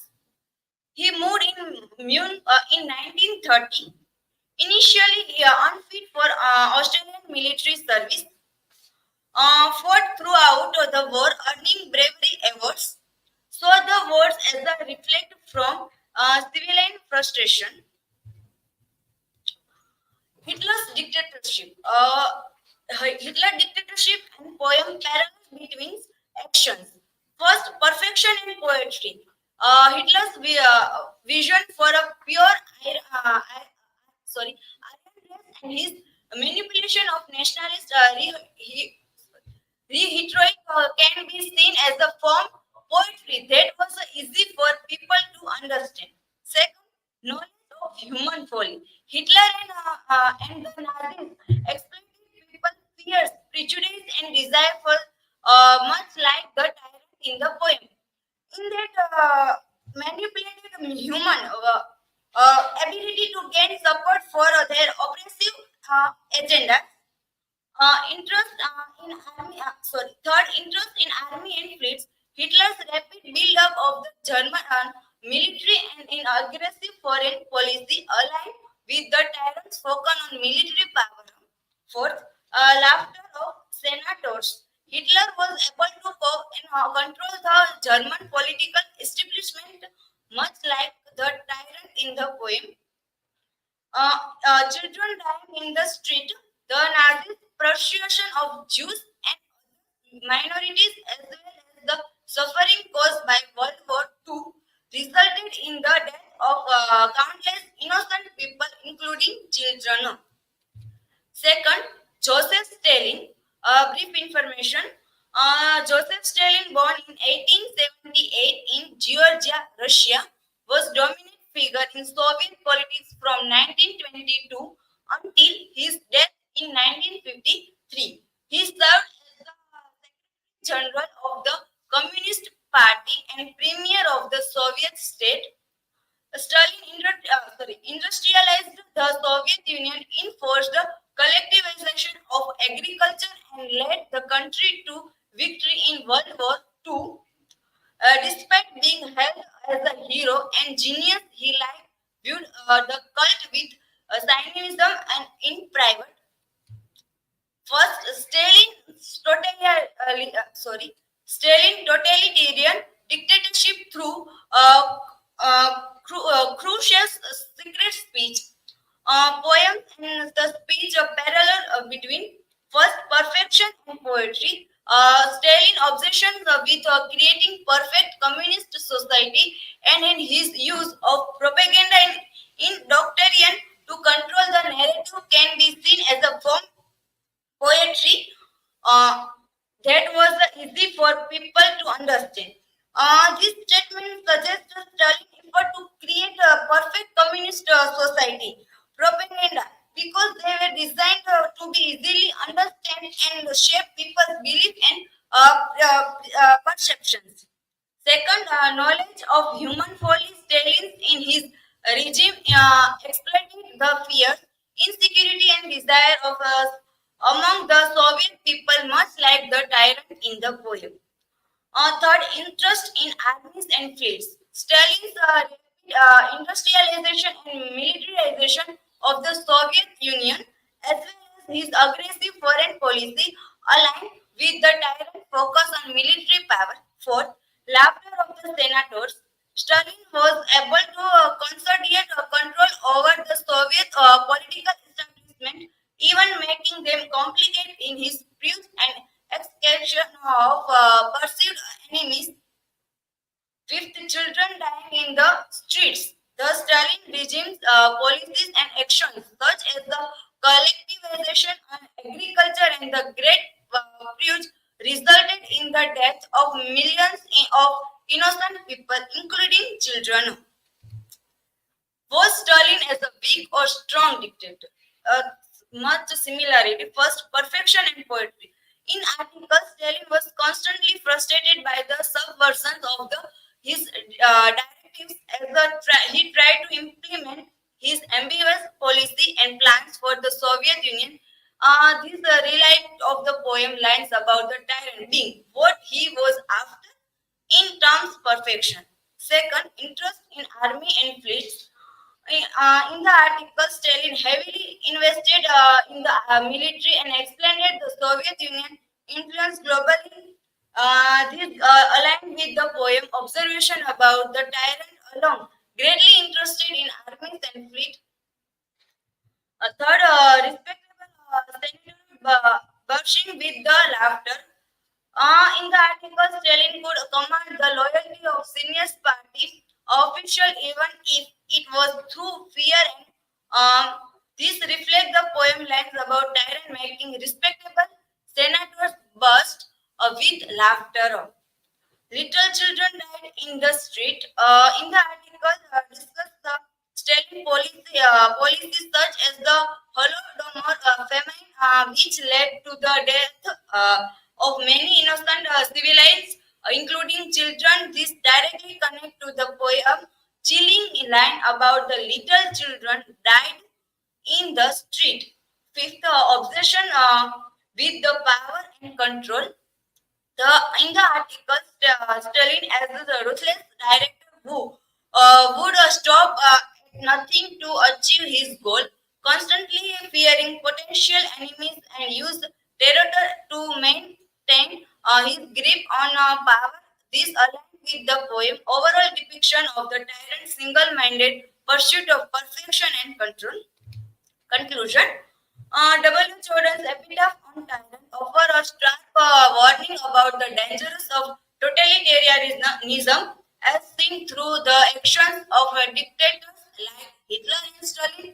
The poems analyze reveal common traits among such regimes: the pursuit of the perfection, exploitation of the fear and propaganda, militarization, political manipulation, and immense human suffering. Stalin, portrayed as both strong and vulnerable, exemplifies these characteristics. Auden's poems serve as a timeless reminder to remain vigilant against tyranny and to uphold democracy and human rights. This is the references. Thank you. If any question you ask me.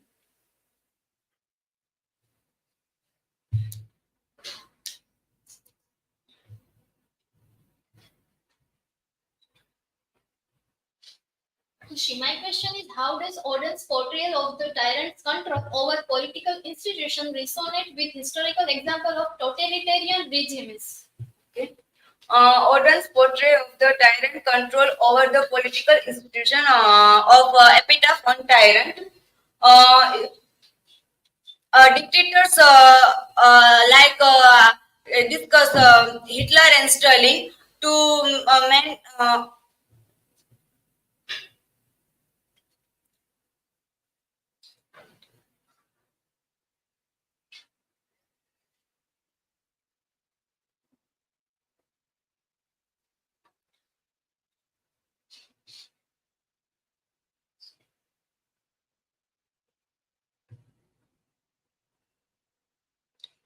sorry.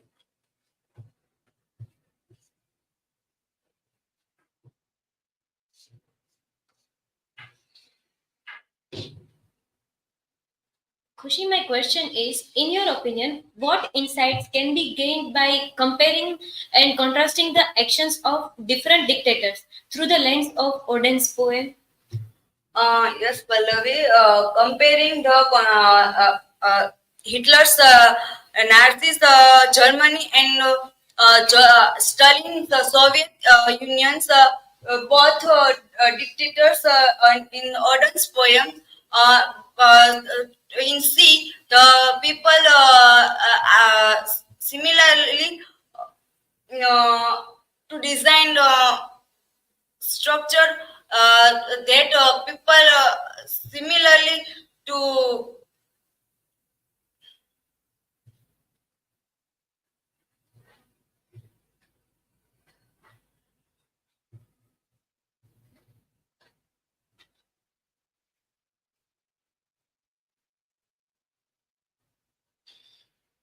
sorry and thank you.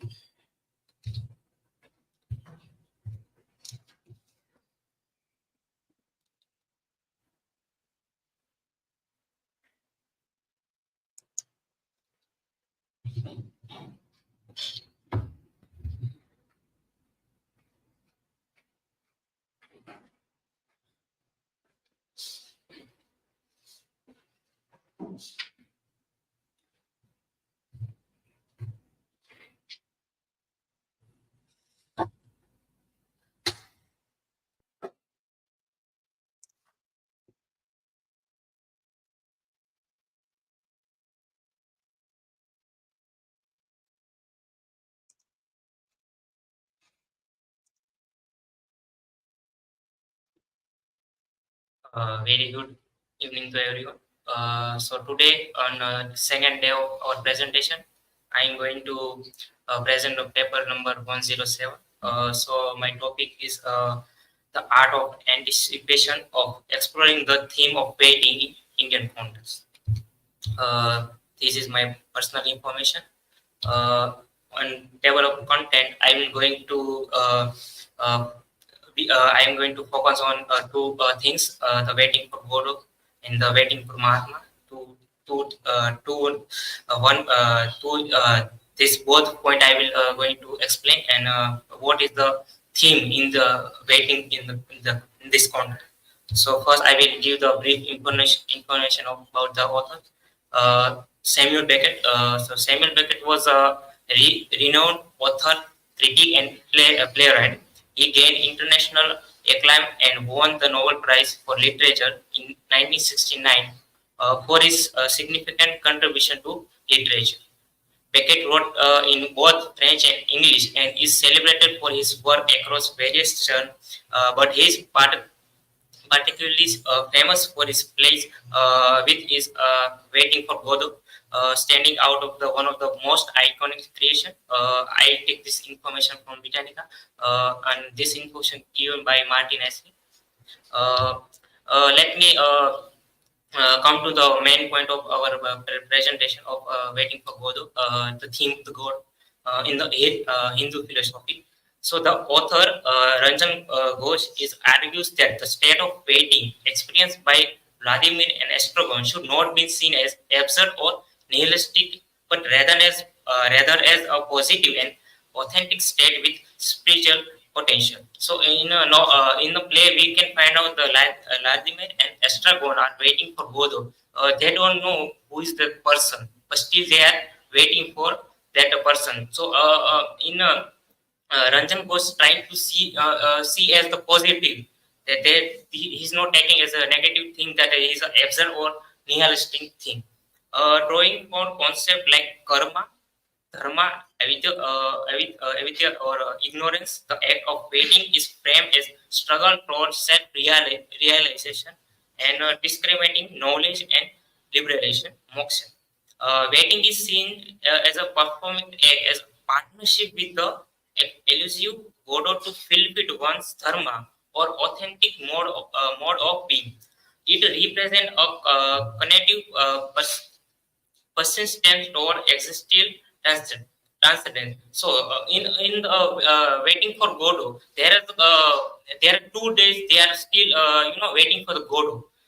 They are so in the performing of the act. Vladimir and Estragon are they don't know why they are doing this, so they keep doing that waiting, keep waiting and waiting like one day, and then the boy comes there, he said, no, God will not come today. He or she will come tomorrow. So also other day they are waiting. So the the performing of the act in just in a way of the waiting.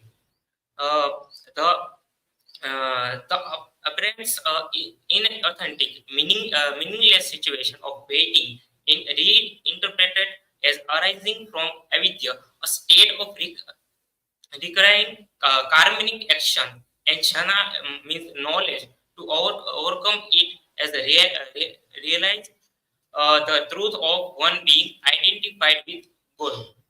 Waiting is positioned as the process of becoming an opportunity to exercise choice, free will, and develop of capacity required for self-realization and attaining the moksha represented by union with God. So Ranjan Ghosh is in a way trying to in our Hindu philosophy, he is trying to connect that what is the waiting for God, and how this waiting is very signifying in the concept of Indian philosophy or Hindu philosophy. In the next, I will give information about Archetype. Also, is a work of the waiting for Mahatma. So Archetype is a was indeed one of the most discussed Indian author of his time, particularly known for his contribution to English literature. His notable work is Swami and Friends. The novelist captures the adventures and experience of young boy and then Swami and his friend in a Christian town of Melbourne. This information also take from Britannica. So now let me talk about the concept of waiting in the waiting for Mahatma, and also I will try to connect this with the waiting for Godot. What is the character and the theme of waiting is shown here. So the novel is depicted the year leading up to India's independence from British rule, when many Indians were eagerly waiting and preparing for the arrival of freedom under Mahatma Gandhi's leadership and guiding. So we know what is the how many years we take in the getting a freedom.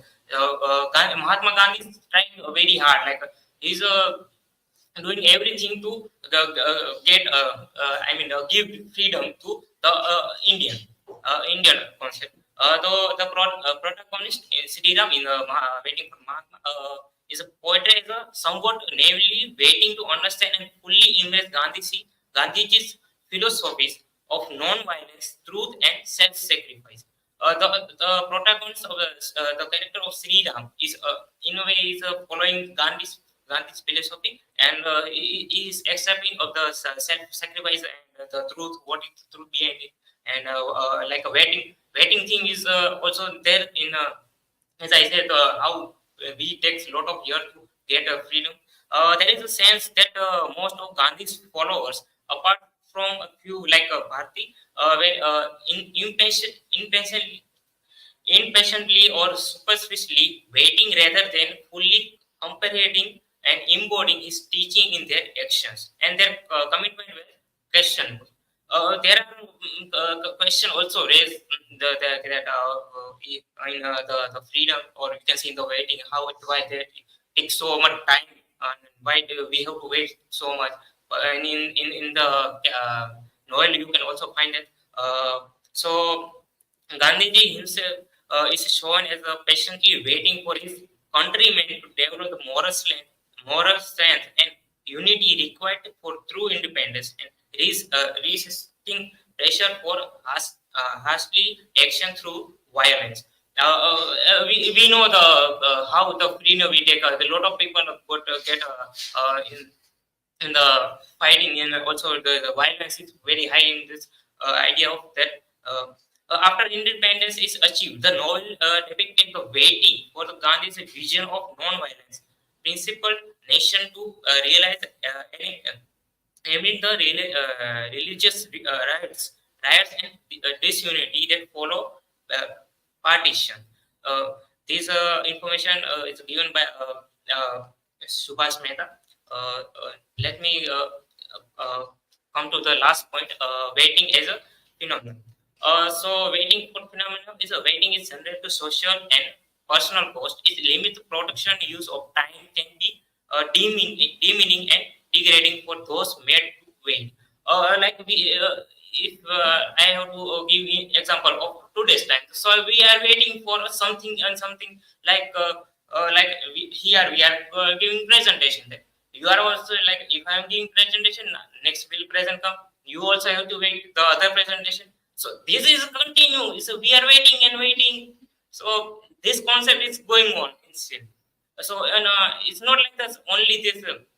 We are talking about present also in a very long time of period here as I say about freedom that how all the countries are when the fighting are going on, so they keep waiting the way when we get the freedom or the idea of the waiting is like on and on coming from everywhere. Also the Samuel Beckett also telling this play of the what the character of Godot is just not the character, but is what is the lifetime, the universal thing. That we have to wait for something, we have to wait for someone, or we have to wait for what going on the next time, or next coming up time. So having people wait to your demonstrate your scarcity value or as a social resource, making others wait as a paradoxical increase and the pursued value of the service and interaction they are waiting for. In a monopolistic situation with no competition, a service provider can be maximized waiting time for client with little consequence. Waiting can be instrumental due to real scarcity of time or ritualistic away from for the powerful to dramatize their superiority by restricting access. The unwillingness to wait can be itself be act of protest against authority by powerless with their service role. They are also this waiting is also signified the people of how power position and the other people are who are under them. The concept of waiting where they are also connect where they have power people are giving something and we have to do and we have to wait for them. So the willingness to wait patiently can be form of difference to our higher status individual. As I said, the power people and the normal people, how waiting is going on. So controlling waiting times is a way to allocate the resource of time itself and allocates to control monetary resources and persecuting satisfaction in society. So these ideas given by the various what now I'm going to conclude this. So in conclusion, waiting is just about passing time. Sorry, isn't about just passing time. It's deeply connected to power dynamics, social hierarchies. Whether it's waiting for someone, something, or bigger. As I said, we have to wait for someone or wait for something. It's reflect our roles and relationship in society. So in society our parties are very different, our relations are different, our roles are different. Like we are here, our role is a student, we are going home, then we have to son, or we have brother, we have like there are our different roles are there. So this theme is explored in a various form from Samuel Beckett play and to the Archetype portraits of Indian struggle for independence of the Mahatma Gandhi, how they're going on. So waiting isn't futile, is complex interplay of patience, power, and purpose. So I will end my presentation with a small quote of Elabeka. One of the things that have to be faced, the progress of waiting to change the system. How much we have got to do, find out who we are, we have where we have to come from, and where we are going. So the theme of waiting is universal. So it's not the ending, is permanent. So we have to wait for something is permanent. So these are my reference and thank you everyone. If you have any question, then feel free to ask.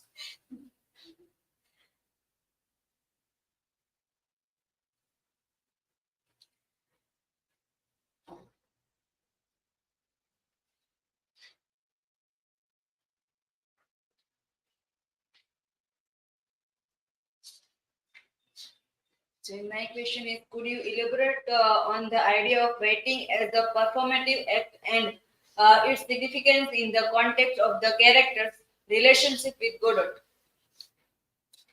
Yeah, as I mentioned in the presentation of the performing act, like the relation between Godot and the Vladimir Extragon. They are in the way they are, as I said, they are waiting. So what is the performing of the act?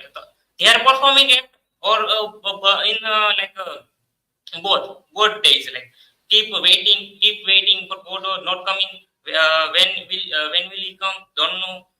Who don't know that what is the purpose and why we have to met him or her. Don't they don't know, but they still waiting for Godot. So relation with Godot is they are signifying the role of that, how Godot is important for them. So what is the importance of the code of the character, and also we find how in the play they are also keep waiting for him or her. So that's my answer. Next, anyone?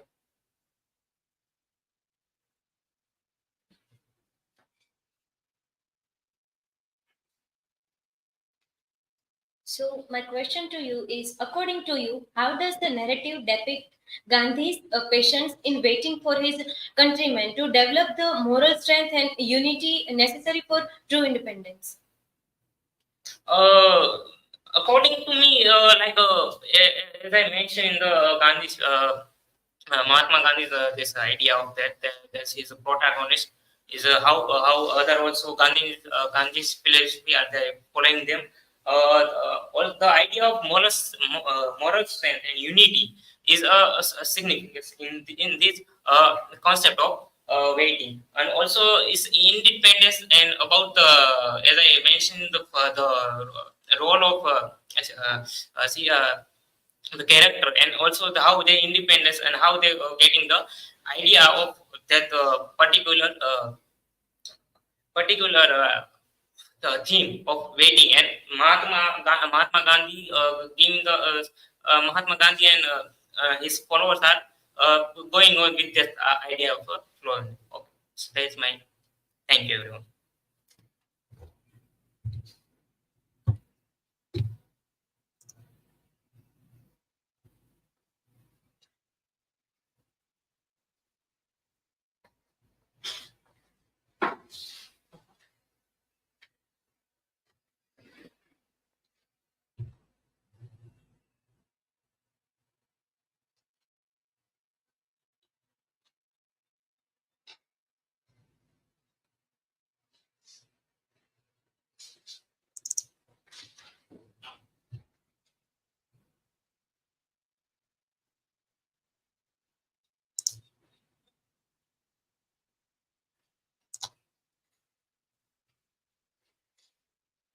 So hello everyone. Today I'm going to deal with a comparative analysis of art as a propaganda in the works of Masuji Ono and Diego Rivera. Here are my some personal information, points to ponder. First, we start with a brief overview of a novel. The title, An Artist of Floating World, written by Kazuo Ishiguro, is a fictional and a historical fictional genre. It's set in after a post-World War II Japan, specifically in Tokyo. The protagonist is Masuji Ono, who known for his nationalist idea in pre-Japan war. Plot follows the Ono's reflection on his past action and choice as an artist during the war, grappling with his role in promoting militarist propaganda. The main themes are the memory, guilt, the passage of time, and the clash between traditional and modern. The novel won a Booker Prize in 1986. About the author, Kazuo Ishiguro, born in Japan, but in 1982 he get the nationality of British. Literary style known for its double and introspective prose, often exploring theme of memory, identity, and pass of the time. Major works, An Artist of Floating World, published in 1986, set in post-World War II Japan, explore the guilt and representing the thought, the eyes, and an aging artist. Remains of the Dead, published in 1989. The Never Let Me Know, published in 2005. The award, he won a host of awards, including the Nobel Prize in Literature 2017. Masuji Ono is the propagandist artist. Masuji Ono is a fictional character from Kazuo Ishiguro's novel An Artist of Floating World. He is again a painter living a post-war Japan. Ono reflects his past and its role promoting a Japanese nationalism through his art. He is grappled with the guilt and regret over his involvement in supporting the military regime. Ono's painting often display traditional Japan since the theme of reflecting romanticized view Japanese past. His art was used to propaganda and promote the nationalist sentiment during the World War II. Ono's genre involved the introspection and recollection as the comes to terms with his past action. The novel explored the theme of memory, identity, and the impact of social change in individual lives. Masuji Ono is the first person narrating in Kazuo Ishiguro's novel An Artist of Floating World, despite as a propagandist artist during the imperial era in Japan. Ono's tradition from painting art for art's sake, propagandist art, and as when he shows his painting, he is a college tortoise who calls open for his shift.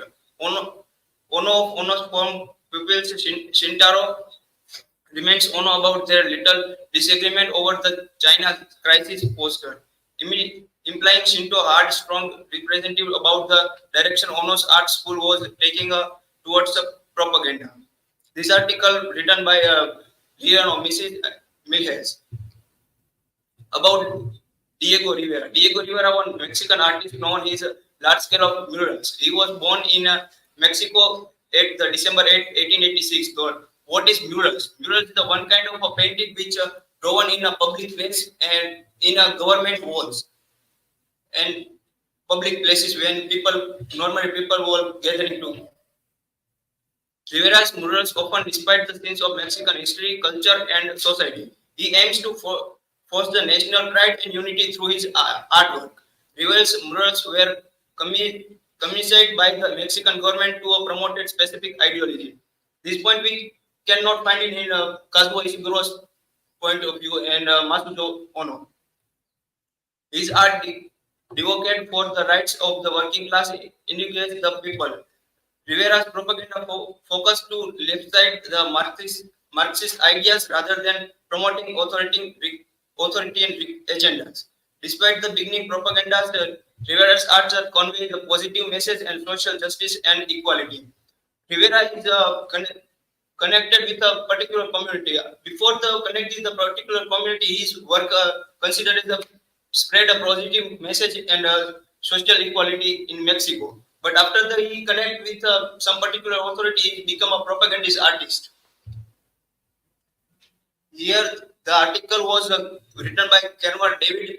In this article, he mentioned some particular author who represent their idea towards the Diego Rivera. The first is Peter Hamil and Pichek Marmai. They tries to describe Rivera as a Marxist and Leninist, the blind follower of Marxist and Leninist dogma. The Leonard Florgarit tries to cover his point of view towards the Rivera is a blind follower and blind server as a ruling party. And the third one, Linda Downs and Anthony Lee. They both find out some positive part of his art, and he tried to cover. He tried to protect her and says Rivera is trying to shifting politics, meaning and specific moral project by his Rivera. Some similarity of both artists promoting ideology. As we know, both artists, Kazuo Ishiguro's protagonist, Masuji Ono, is trying to promote his ideology through his work from Japan. And Diego Rivera, he tries to promote his Mexican ideology through his murals. Despite of culture and identity, both artists, despite the sense and themes of their culture identity, Ono's painting often promote the traditional Japan's culture and landscape, reflecting the nostalgic rival Japan's past. Similarly, Rivera's murals celebrate the Mexican history, culture, and society, fostering the national pride and unity. Public assembly. The both artists create the art and intend the public space, marking their message, assemble the wide audience. As we all know, the Ono's painting is publicly exhibition in public, while the Rivera's mural observe the work, government building and public space. Use of symbolism. Both artists employed the symbolism in their works to convey deeper meaning and message. Ono's painting often, despite the traditional Japanese symbols, the motifs, while Rivera's murals improved the symbol of Mexican history, culture, and struggle.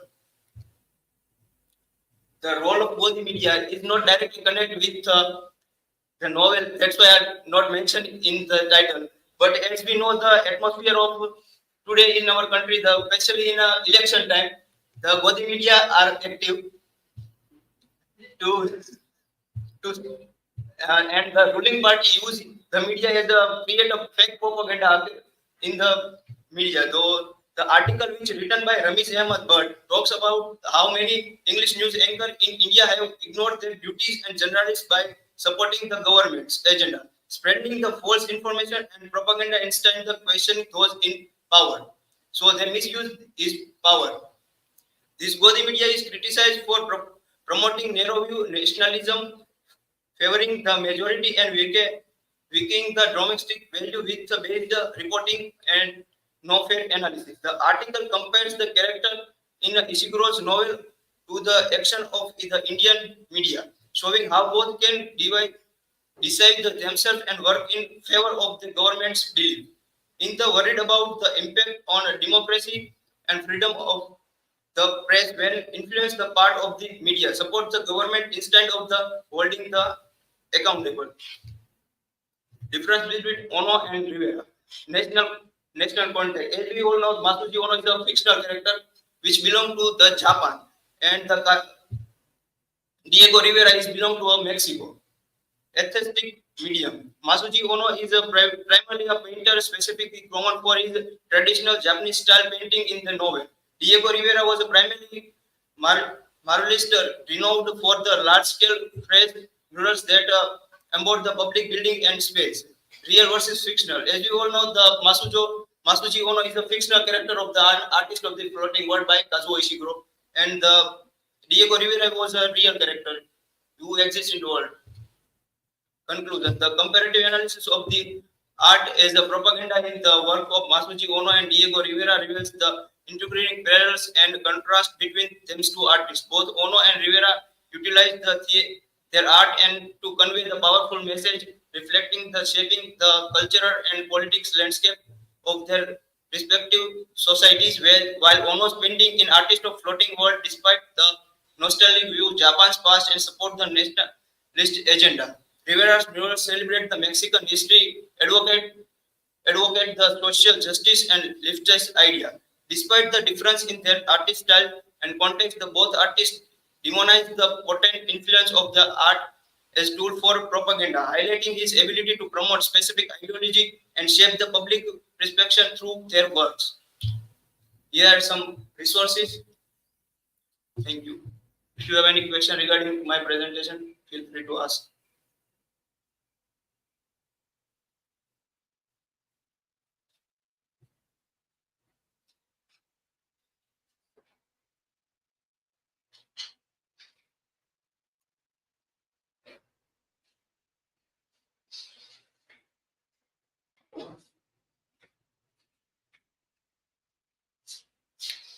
So then my question is, what is the main difference between Masuji Ono and Diego Rivera?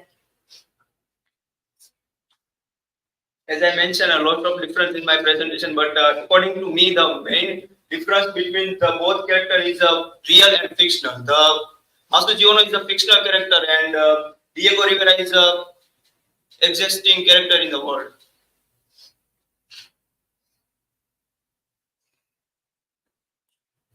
So, Jati, as you mentioned about the coding media, so my question is, what is the what is the role of the media is creating fake propaganda for ruling government? The Godi media laptops is a player important role to creating a fake propaganda for ruling media. As we all know, the M.F. Hussain. M.F. Hussain is a painter who paints some painting against the Hindu mythology, but we all know he took his artistic liberty. But this time, the Godi media used his painting for promoting government who believe in some particular caste. As we know, he drew his painting against Hindu mythology, and he took his painting against Hindu, and trying to showing the particular man and caste is against the Hindu, and the other he showing his painting like the Muslims are treat Hindu gods with very badly. So the creating fake propaganda is easy to go the media to create for ruling parties. So thank you very much for your attention.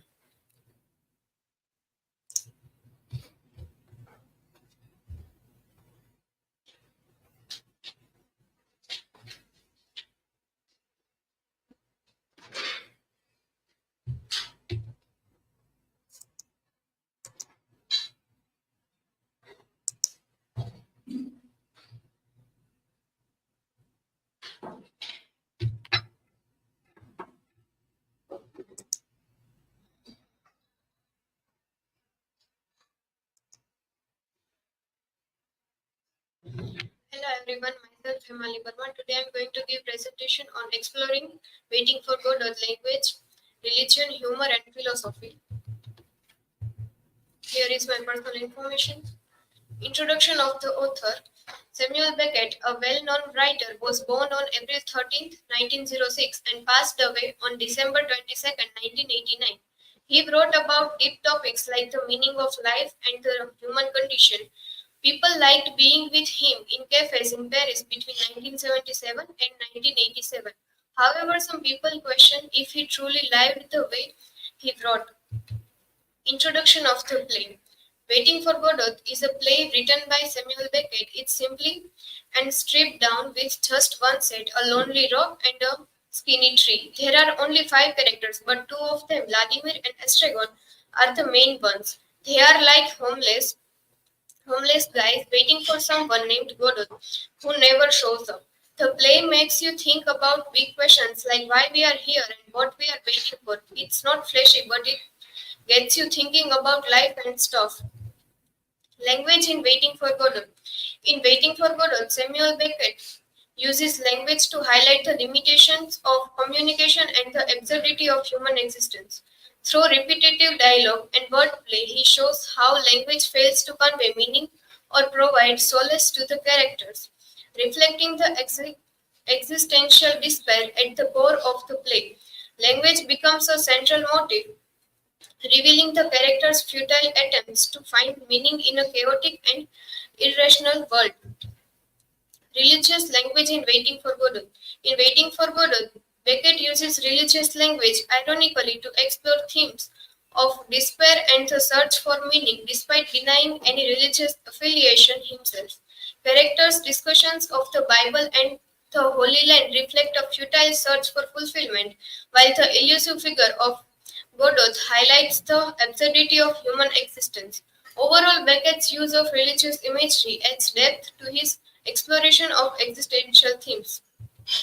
Philosophical interpretation. A philosophical interpretation of Waiting for Godot explored themes of existentialism, nihilism, and the absurd. Rather than viewing the play as purely pessimistic, it examines how the character's endless waiting reflects the human condition's search for meaning in a seemingly meaningless world. Drawing on ideas from Nietzsche, Camus, and Heidegger, it delves into concepts like the absurdity of existence, the will to power, and the potential for freedom within nothingness. The dirty jokes in Waiting for Godot. The dirty jokes in Waiting for Godot serve multiple PARMAR. Beckett referred to the play as a dirty joke, indicating its significance. One joke involves an Englishman in a brothel, generating dramatic tension rather than laughter. Another joke circulating in England and France implies foolishness through a series of choices. These jokes are used strategically to evoke intense emotion and add depth to the play's themes, showcasing Beckett's deliberate use of humor for dramatic effect. Conclusion: Waiting for Godot by Samuel Beckett is a thought-provoking exploration of language, religion, humor, and philosophy from minimalist storytelling and a sparse setting. Beckett prompts reflection on the absurdity of human existence and the search for meaning. The play's use of language, religious imagery, philosophical themes, and strategic humor all contribute to its rich tapestry of interpretation, inviting audience to contemplate life's uncertainties and complexities. Here are works cited. Thank you. If anyone has question, feel free to ask.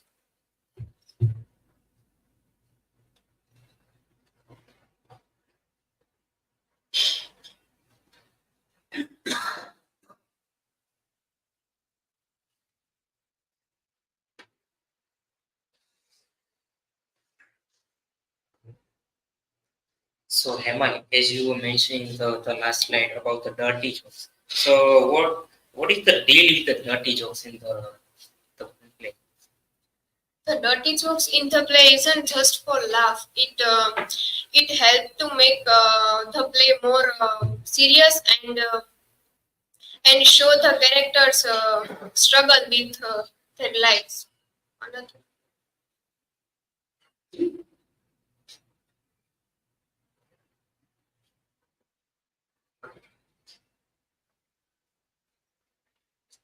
Emily, what do philosophers say about Waiting for Godot? Philosophers talk about how the play explores big ideas like why we are here or what life means, even if it seems like it doesn't mean anything. Thank you.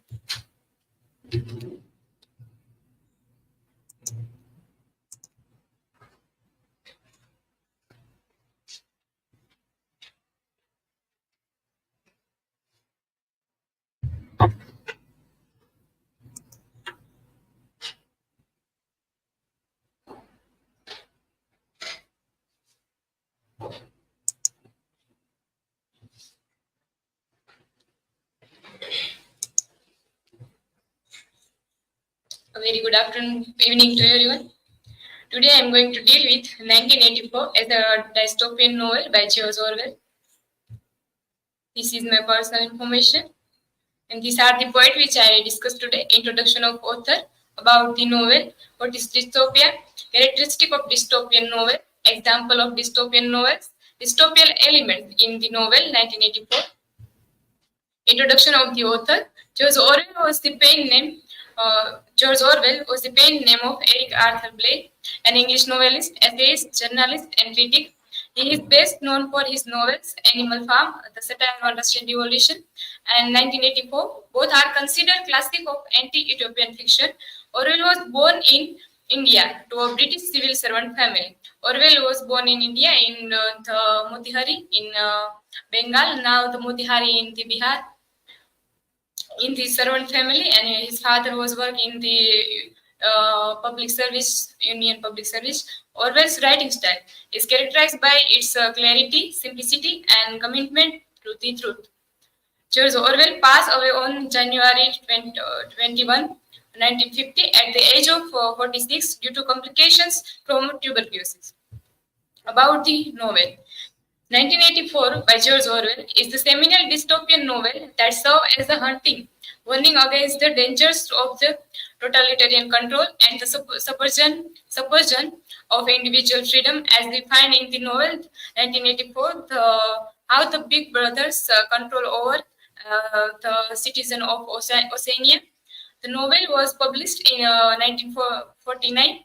The novel Invention a World divided into three oppressive superstates where the government wields absolute power over every aspect of human life through the propaganda, surveillance, and brutal force. How the novel worked in the, as we find in the novel that how the propaganda worked through the newspaper and the journal, and the brutal force here work as the torture of the people in how the monitoring big brothers over the citizen of the Oceania. At the center of the story is Winston Smith, the protagonist of our novel, a disillusioned everyman who dares to be rebel against the authoritarian regime known as the party and its omnipresent leader, Big Brothers. What is dystopia? The word dystopia is opposite to Thomas More's utopia. It was invented in 1921. The word dystopia is invented in the Evgeny Zemetin and is totally opposite to the Thomas More's term utopia. The genre was redefined by the Evgeny Zemetin. Evgeny wrote the modern dystopian novel. This was V. In this novel, he attacked the Russian political system. Dystopian literature is a form of speculative fiction that offers a vision of futures. Dystopias are societies in the cataclysmic decline, with the characters who battle environment through the environmental ruin, technological control, and government operation. The dystopia genre wasn't popular until the Hunger Games. It was the novel by the Suzanne Collins, which was published in 1993, after which it surged, attracting to the young author. The novel, The Hunger Game, which was published in the 1993, after the novel published, and the dystopian writer are attracted towards the term, the dystopian novels, and the focus of the dystopian term most after the publication of the novel, The Hunger Games. The characteristic of dystopian novels, first one is environmental destructions, governmental control, loss of individualism, survival, and technology control. As we find in the novel, all characteristics are work and reflect in the novel. How the government control, the big brothers have control in the party, have the control of the people, and all over the individual citizen of the Oceania. And the technological control of the telescreen and how the telescreen work of the people, what they do and what they work all around all day. And now the example of dystopian fiction. The first one is Brave New World by Aldous Huxley. The second one is Lost Lord of Flies by William Goldings. Never Let Me Go by Kazuo Ishiguro. The Hunger Games by Suzanne Collins.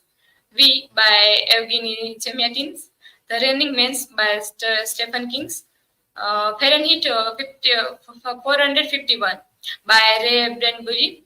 The title Fahrenheit 451, it was a very interesting novel by Ray Bradbury. The novel explored about the American society, where in the novel the protagonist was a fireman. And he depicts the identity about while as he was a fireman, and he tasked one time to fire and burning all the books of the criminal of American society.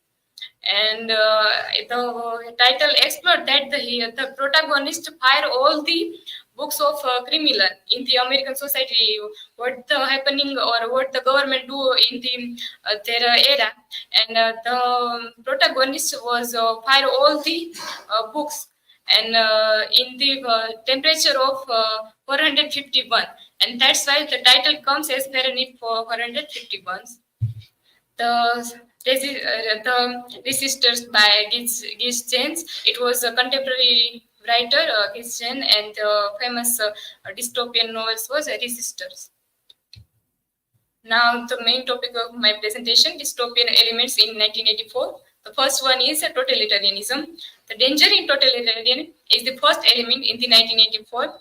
Orwell designed 1984 to sound the alarm in Western nations, still unsure concerning the way to approach the increase of communism.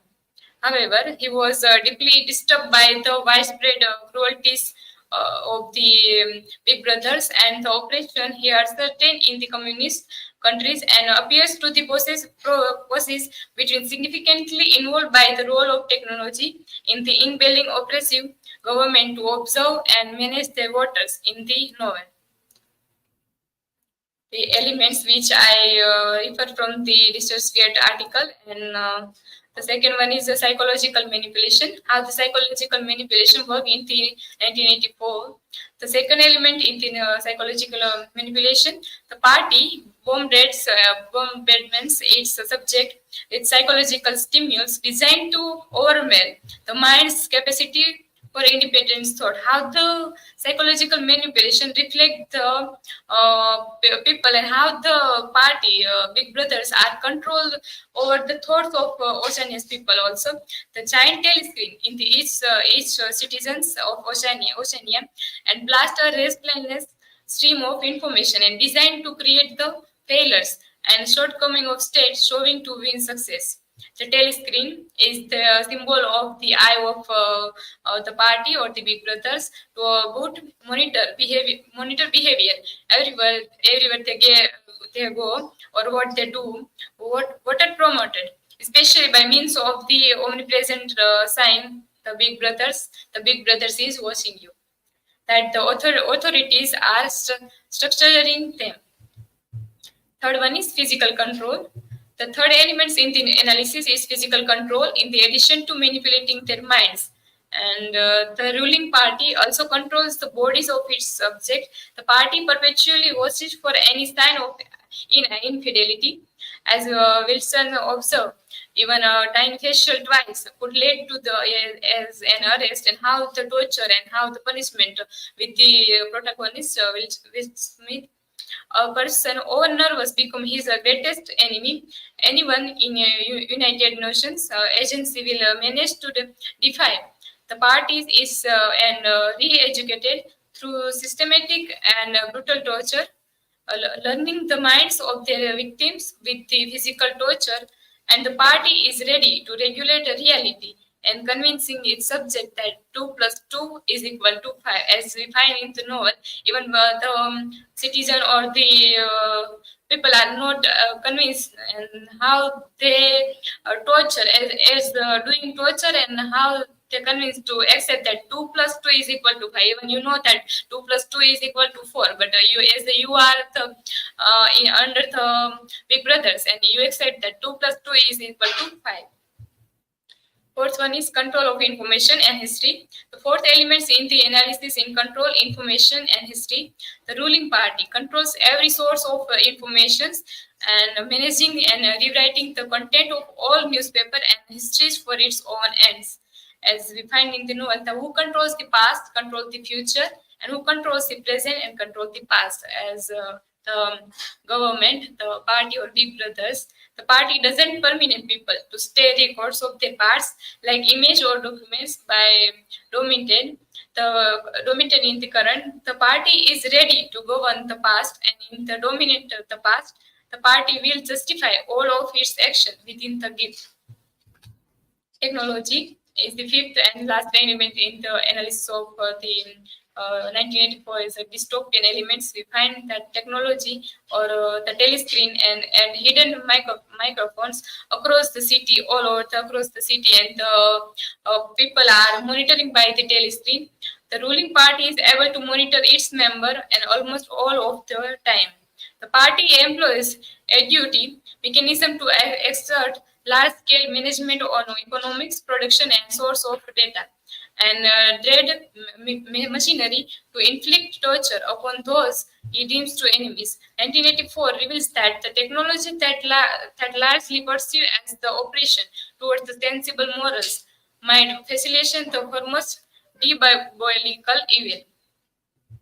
Now, the conclusion. In essence, George Orwell's 1984 epitomized the dystopian genre, offering a stark portrayal of society oppressed by totalitarian control, surveillance, and propaganda.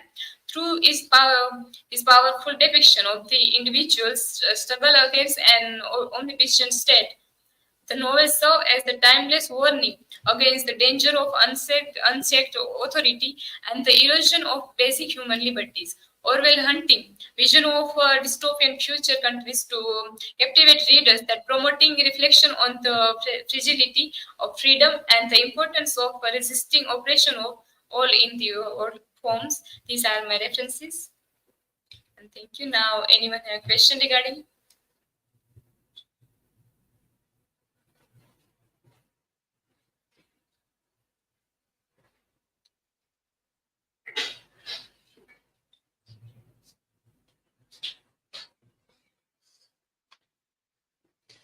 So, Divya, what is difference between dystopia and utopia? Okay, the first difference between dystopia and utopia is that the lies in the first is lies in society or difference between society.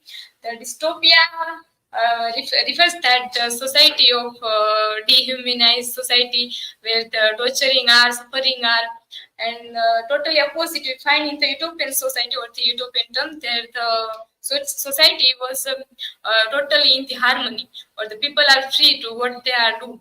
And okay, that is different, main difference between utopia and dystopia. Divya, how does Orwell's exploration language and thought of manipulate contribute to the dystopian atmosphere in 1984? Okay, in the 1984, the language and the thought how the manipulation in the dystopian atmosphere. We find in the novel that the thoughts and language manipulates by the main party or the governments and what the ruling of the citizen of the Oceania and the language and thought manipulates by the newspeak. Okay, thank you.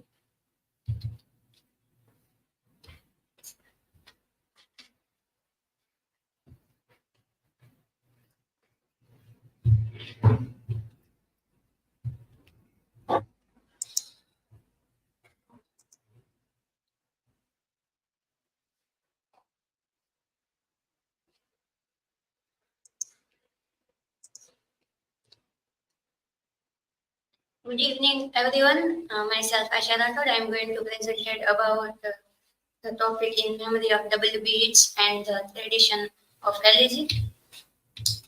These are my personal information. First, introduction of author in memory of W.B. Yeats. He was born on 21st February 1907 in Yorkshire, England, and he died on the age of 66. And he was educated at the University of Oxford, and he also won the Pulitzer Prize and National Book Award. In memory of W.B. Yeats, Auden's poem. It was written in 1939 when William Butler Yeats, the famous Irish poet and dramatist, died. When Auden wrote in memory of W.B. Yeats in February 1939, Europe was on the verge of World War II.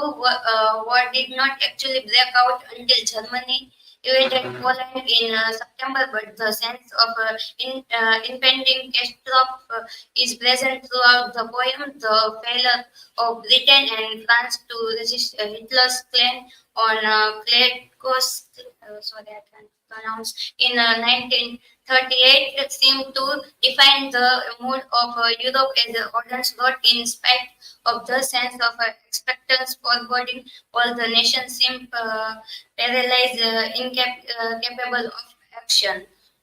An elegy we can seen as a different poem.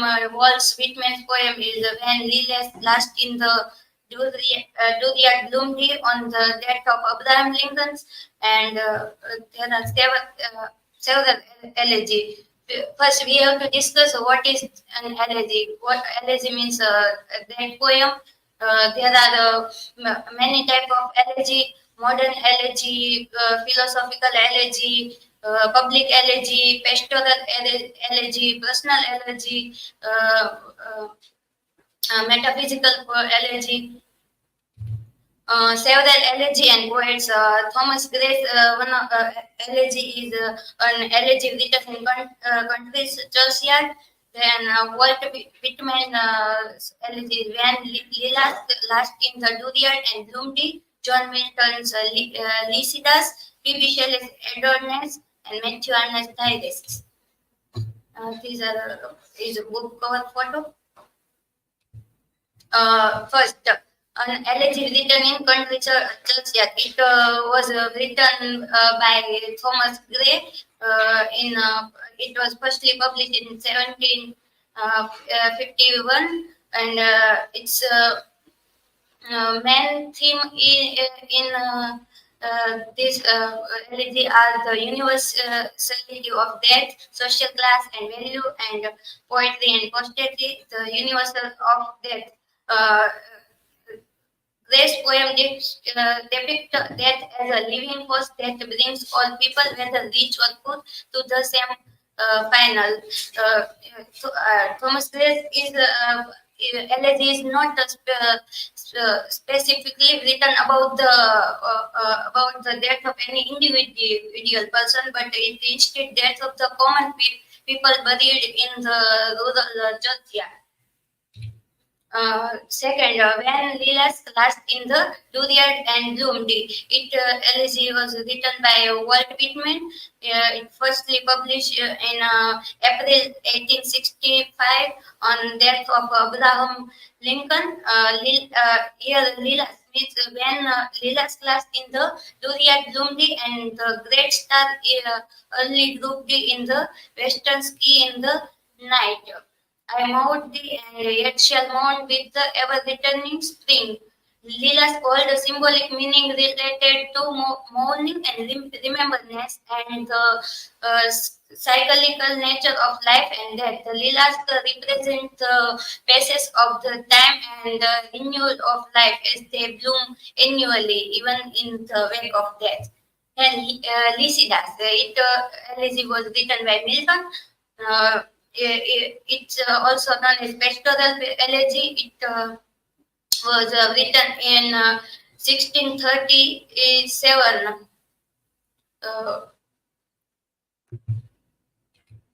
Then Adonis. Adonis is a elegy by P.B. Shelley. It was written in 1821. And Adonis is a poem written on Commermont at the death of John Keats, and the poem is pastoral, also pastoral elegy. Tyresis. Elegy was written by Matthew Arnold. It was firstly published in 1866. It's on the death of Arthur Hughes Club. And this is also a pastoral elegy. Then elegiacal act in Auden in memory of W.B. The poem is structured in 3 sections and commentary on the nature of poet's art and roles during time of life calamity as well as a lifetime struggle he has gone through. Why does Auden describe it as if he is just disappear rather than die? Auden said that it's disappeared in the death of winter because it was during the winter time. It's died. It's died on a cold, dark day, and his death made that day even colder and darker. These are my reference. Thank you. Now I am open for the question. You can ask.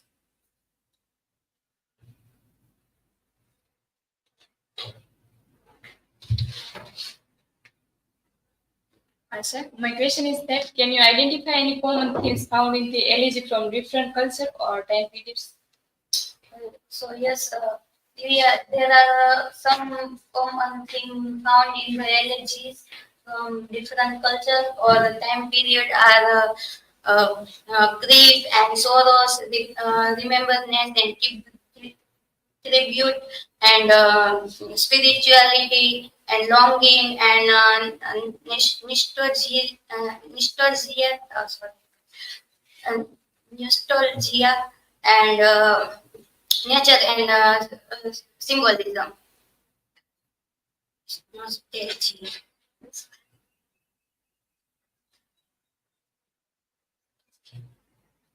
So, Asha, how do Odens and Grace elegies differ in their approach to mourning and remembrance? Yeah. There are some different Odin's energy we can find in energy in memory of WB. It's yes. It's something is modern. Is more modern, and he got on focusing on the its death of on this world and Grace poem is about common people on the burial in the church as the death. It's something traditional.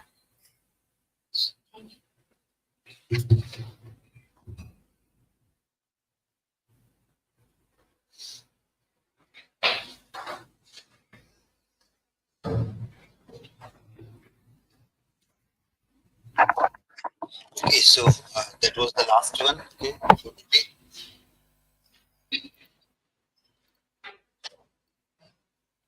Let me give a quick feedback on the thing. So tomorrow you can improve on a few things.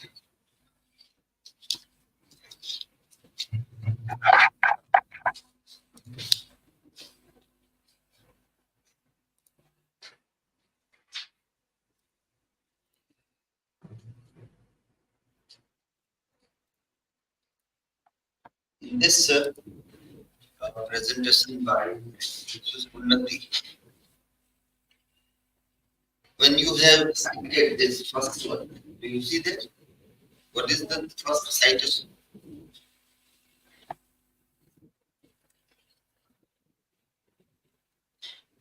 First one, can you read that? Is it proper or any mistake in there?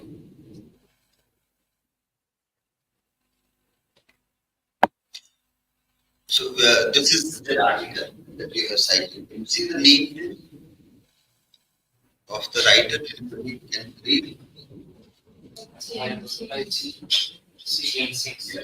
By is the name or by writer?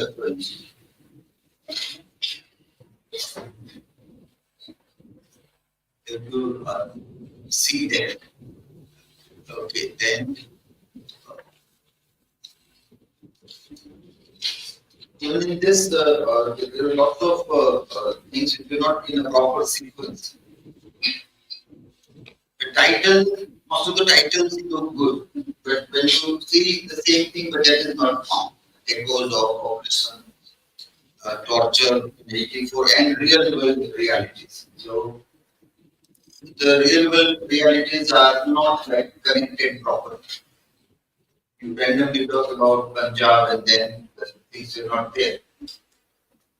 Even this connection is also not going well with that idea. You wanted to say about the torture in this reality shows. They're more like entertainment than the tortures.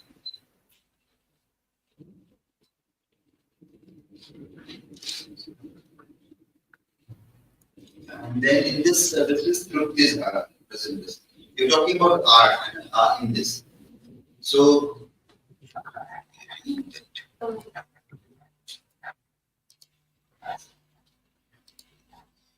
you should maintain the sequence in which the art is discussed in this work. First talk about UPOE, then art for business, then for national, then for people, then again for plotting, well, again for UPOE. So the sequence that should be there should have first, there is childish passion for art. As a child, he is attracted towards art. But the father is opposing that. So that is the first phase. Then when you resist family and you go out, you require money. So you use your artistic skill to earn money.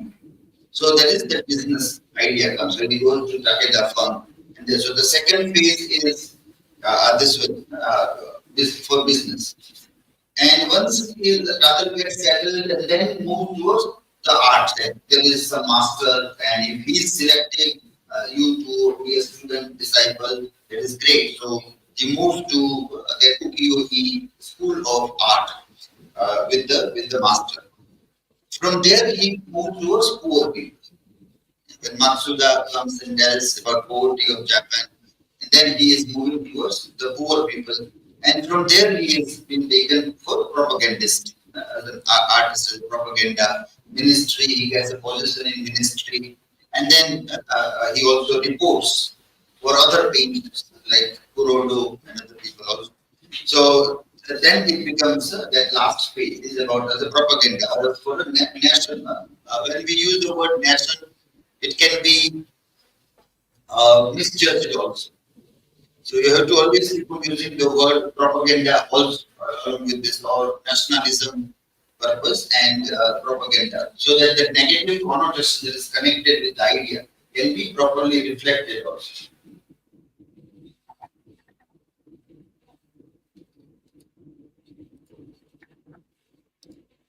The others, by and large, were fine.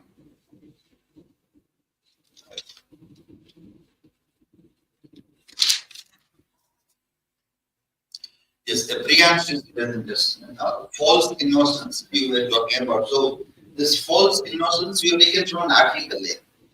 Do you remember the name of the writer? Article? Eric Lake. That is good. So that point, that is what we say. We have to remember who is the writer, the main idea from there you have taken, and repeatedly keep on bringing that idea. And then Eric speaks about false innocence. The point that can be brought here is that the way people seem to be innocent, but they are not innocent, rather they are more ignorant in them. A few days back I sent a message that when people are asked about the caste, they say that we don't believe because we are innocent about caste. So that innocence is a false innocence. It is rather ignorance. It is not innocent, not knowing things. Doesn't mean that we are quiet people. But that is a reflection of the ignorance of the thing. That therefore we can use the word false innocence in that term also. So that also is a good article which others can also refer. Jay presented on this waiting for Mahatma. Now here what we need to connect with this waiting for Godot and this is that there is at the end there is frustration and Godot is not coming. So if that is how in India also waiting for Mahatma symbolically stands for waiting for moral strength, which you also wrote in the one of the slides also. Waiting for unity, waiting for true independence, not only political but true independence, even resisting violence on the path of ahimsa. So those things have we achieved or are we still waiting? Are we still waiting for that Mahatma to come or Godot to come? Perhaps we have not reached there, or rather we can say that we have not stopped waiting also for it. We don't want non-violence, or we don't want that kind of independence or unity, or that moral strength is also now not required. So perhaps we have turned into not Vladimir Estrego who are waiting, but into Pozo and Lucky. Or perhaps we have become Pozo's Lucky also. So when Pozo says, we'll ring the bell, all Luckies start ringing the bell. Thali bajao, diya jalao, janda lehrao, and also how perhaps people have turned into Pozo's Lucky now. So that if you connect, then it becomes meaningful connect. Otherwise, waiting for Mahatma is not in that way absurdist or meaningless. It is, but that parallel you can draw to make it interesting. Jatin also connected very well with Diego Rivera, muralist from Mexico. Also. But one point that you need to see is that whether in his real life also he faced guilt, anxiety, remorse, the past was haunting him or not. That is the key of Masuji Ono. Diego Rivera also believed that all art is propagandist. Either it is agenda-based or propaganda. Nobody can be perhaps innocent. Or even if the artists are not belonging to a political party, they are in favor of humanity. Yet their art can be used for propaganda by other people also. So any art can be used for propaganda of one or the other kind, or for agenda of one or the other kind. I think we're discussing about this film. Film and Bollywood films. That is the point of. So how Bollywood films are also being termed either as agenda-based films or propaganda films. So any art, even if it is innocently made, can be considered or can be used by anybody for propaganda purpose also. But this point, is there guilt that my art was used like this? I was mistaken. It was my error. As Masuji Ono keeps on repeatedly saying that. But then if it comes, then the connection becomes very significant with Diego Rivera or any other writer also. The energy point also was good. Asha talked about that. So YASHRAJ also made a good presentation. RIYA also did well. Role of technology. Rahul also made a good presentation. Okay, fine. So, wish you all the best for tomorrow's presentation. Not tomorrow, okay. So, Monday will be there for next presentation.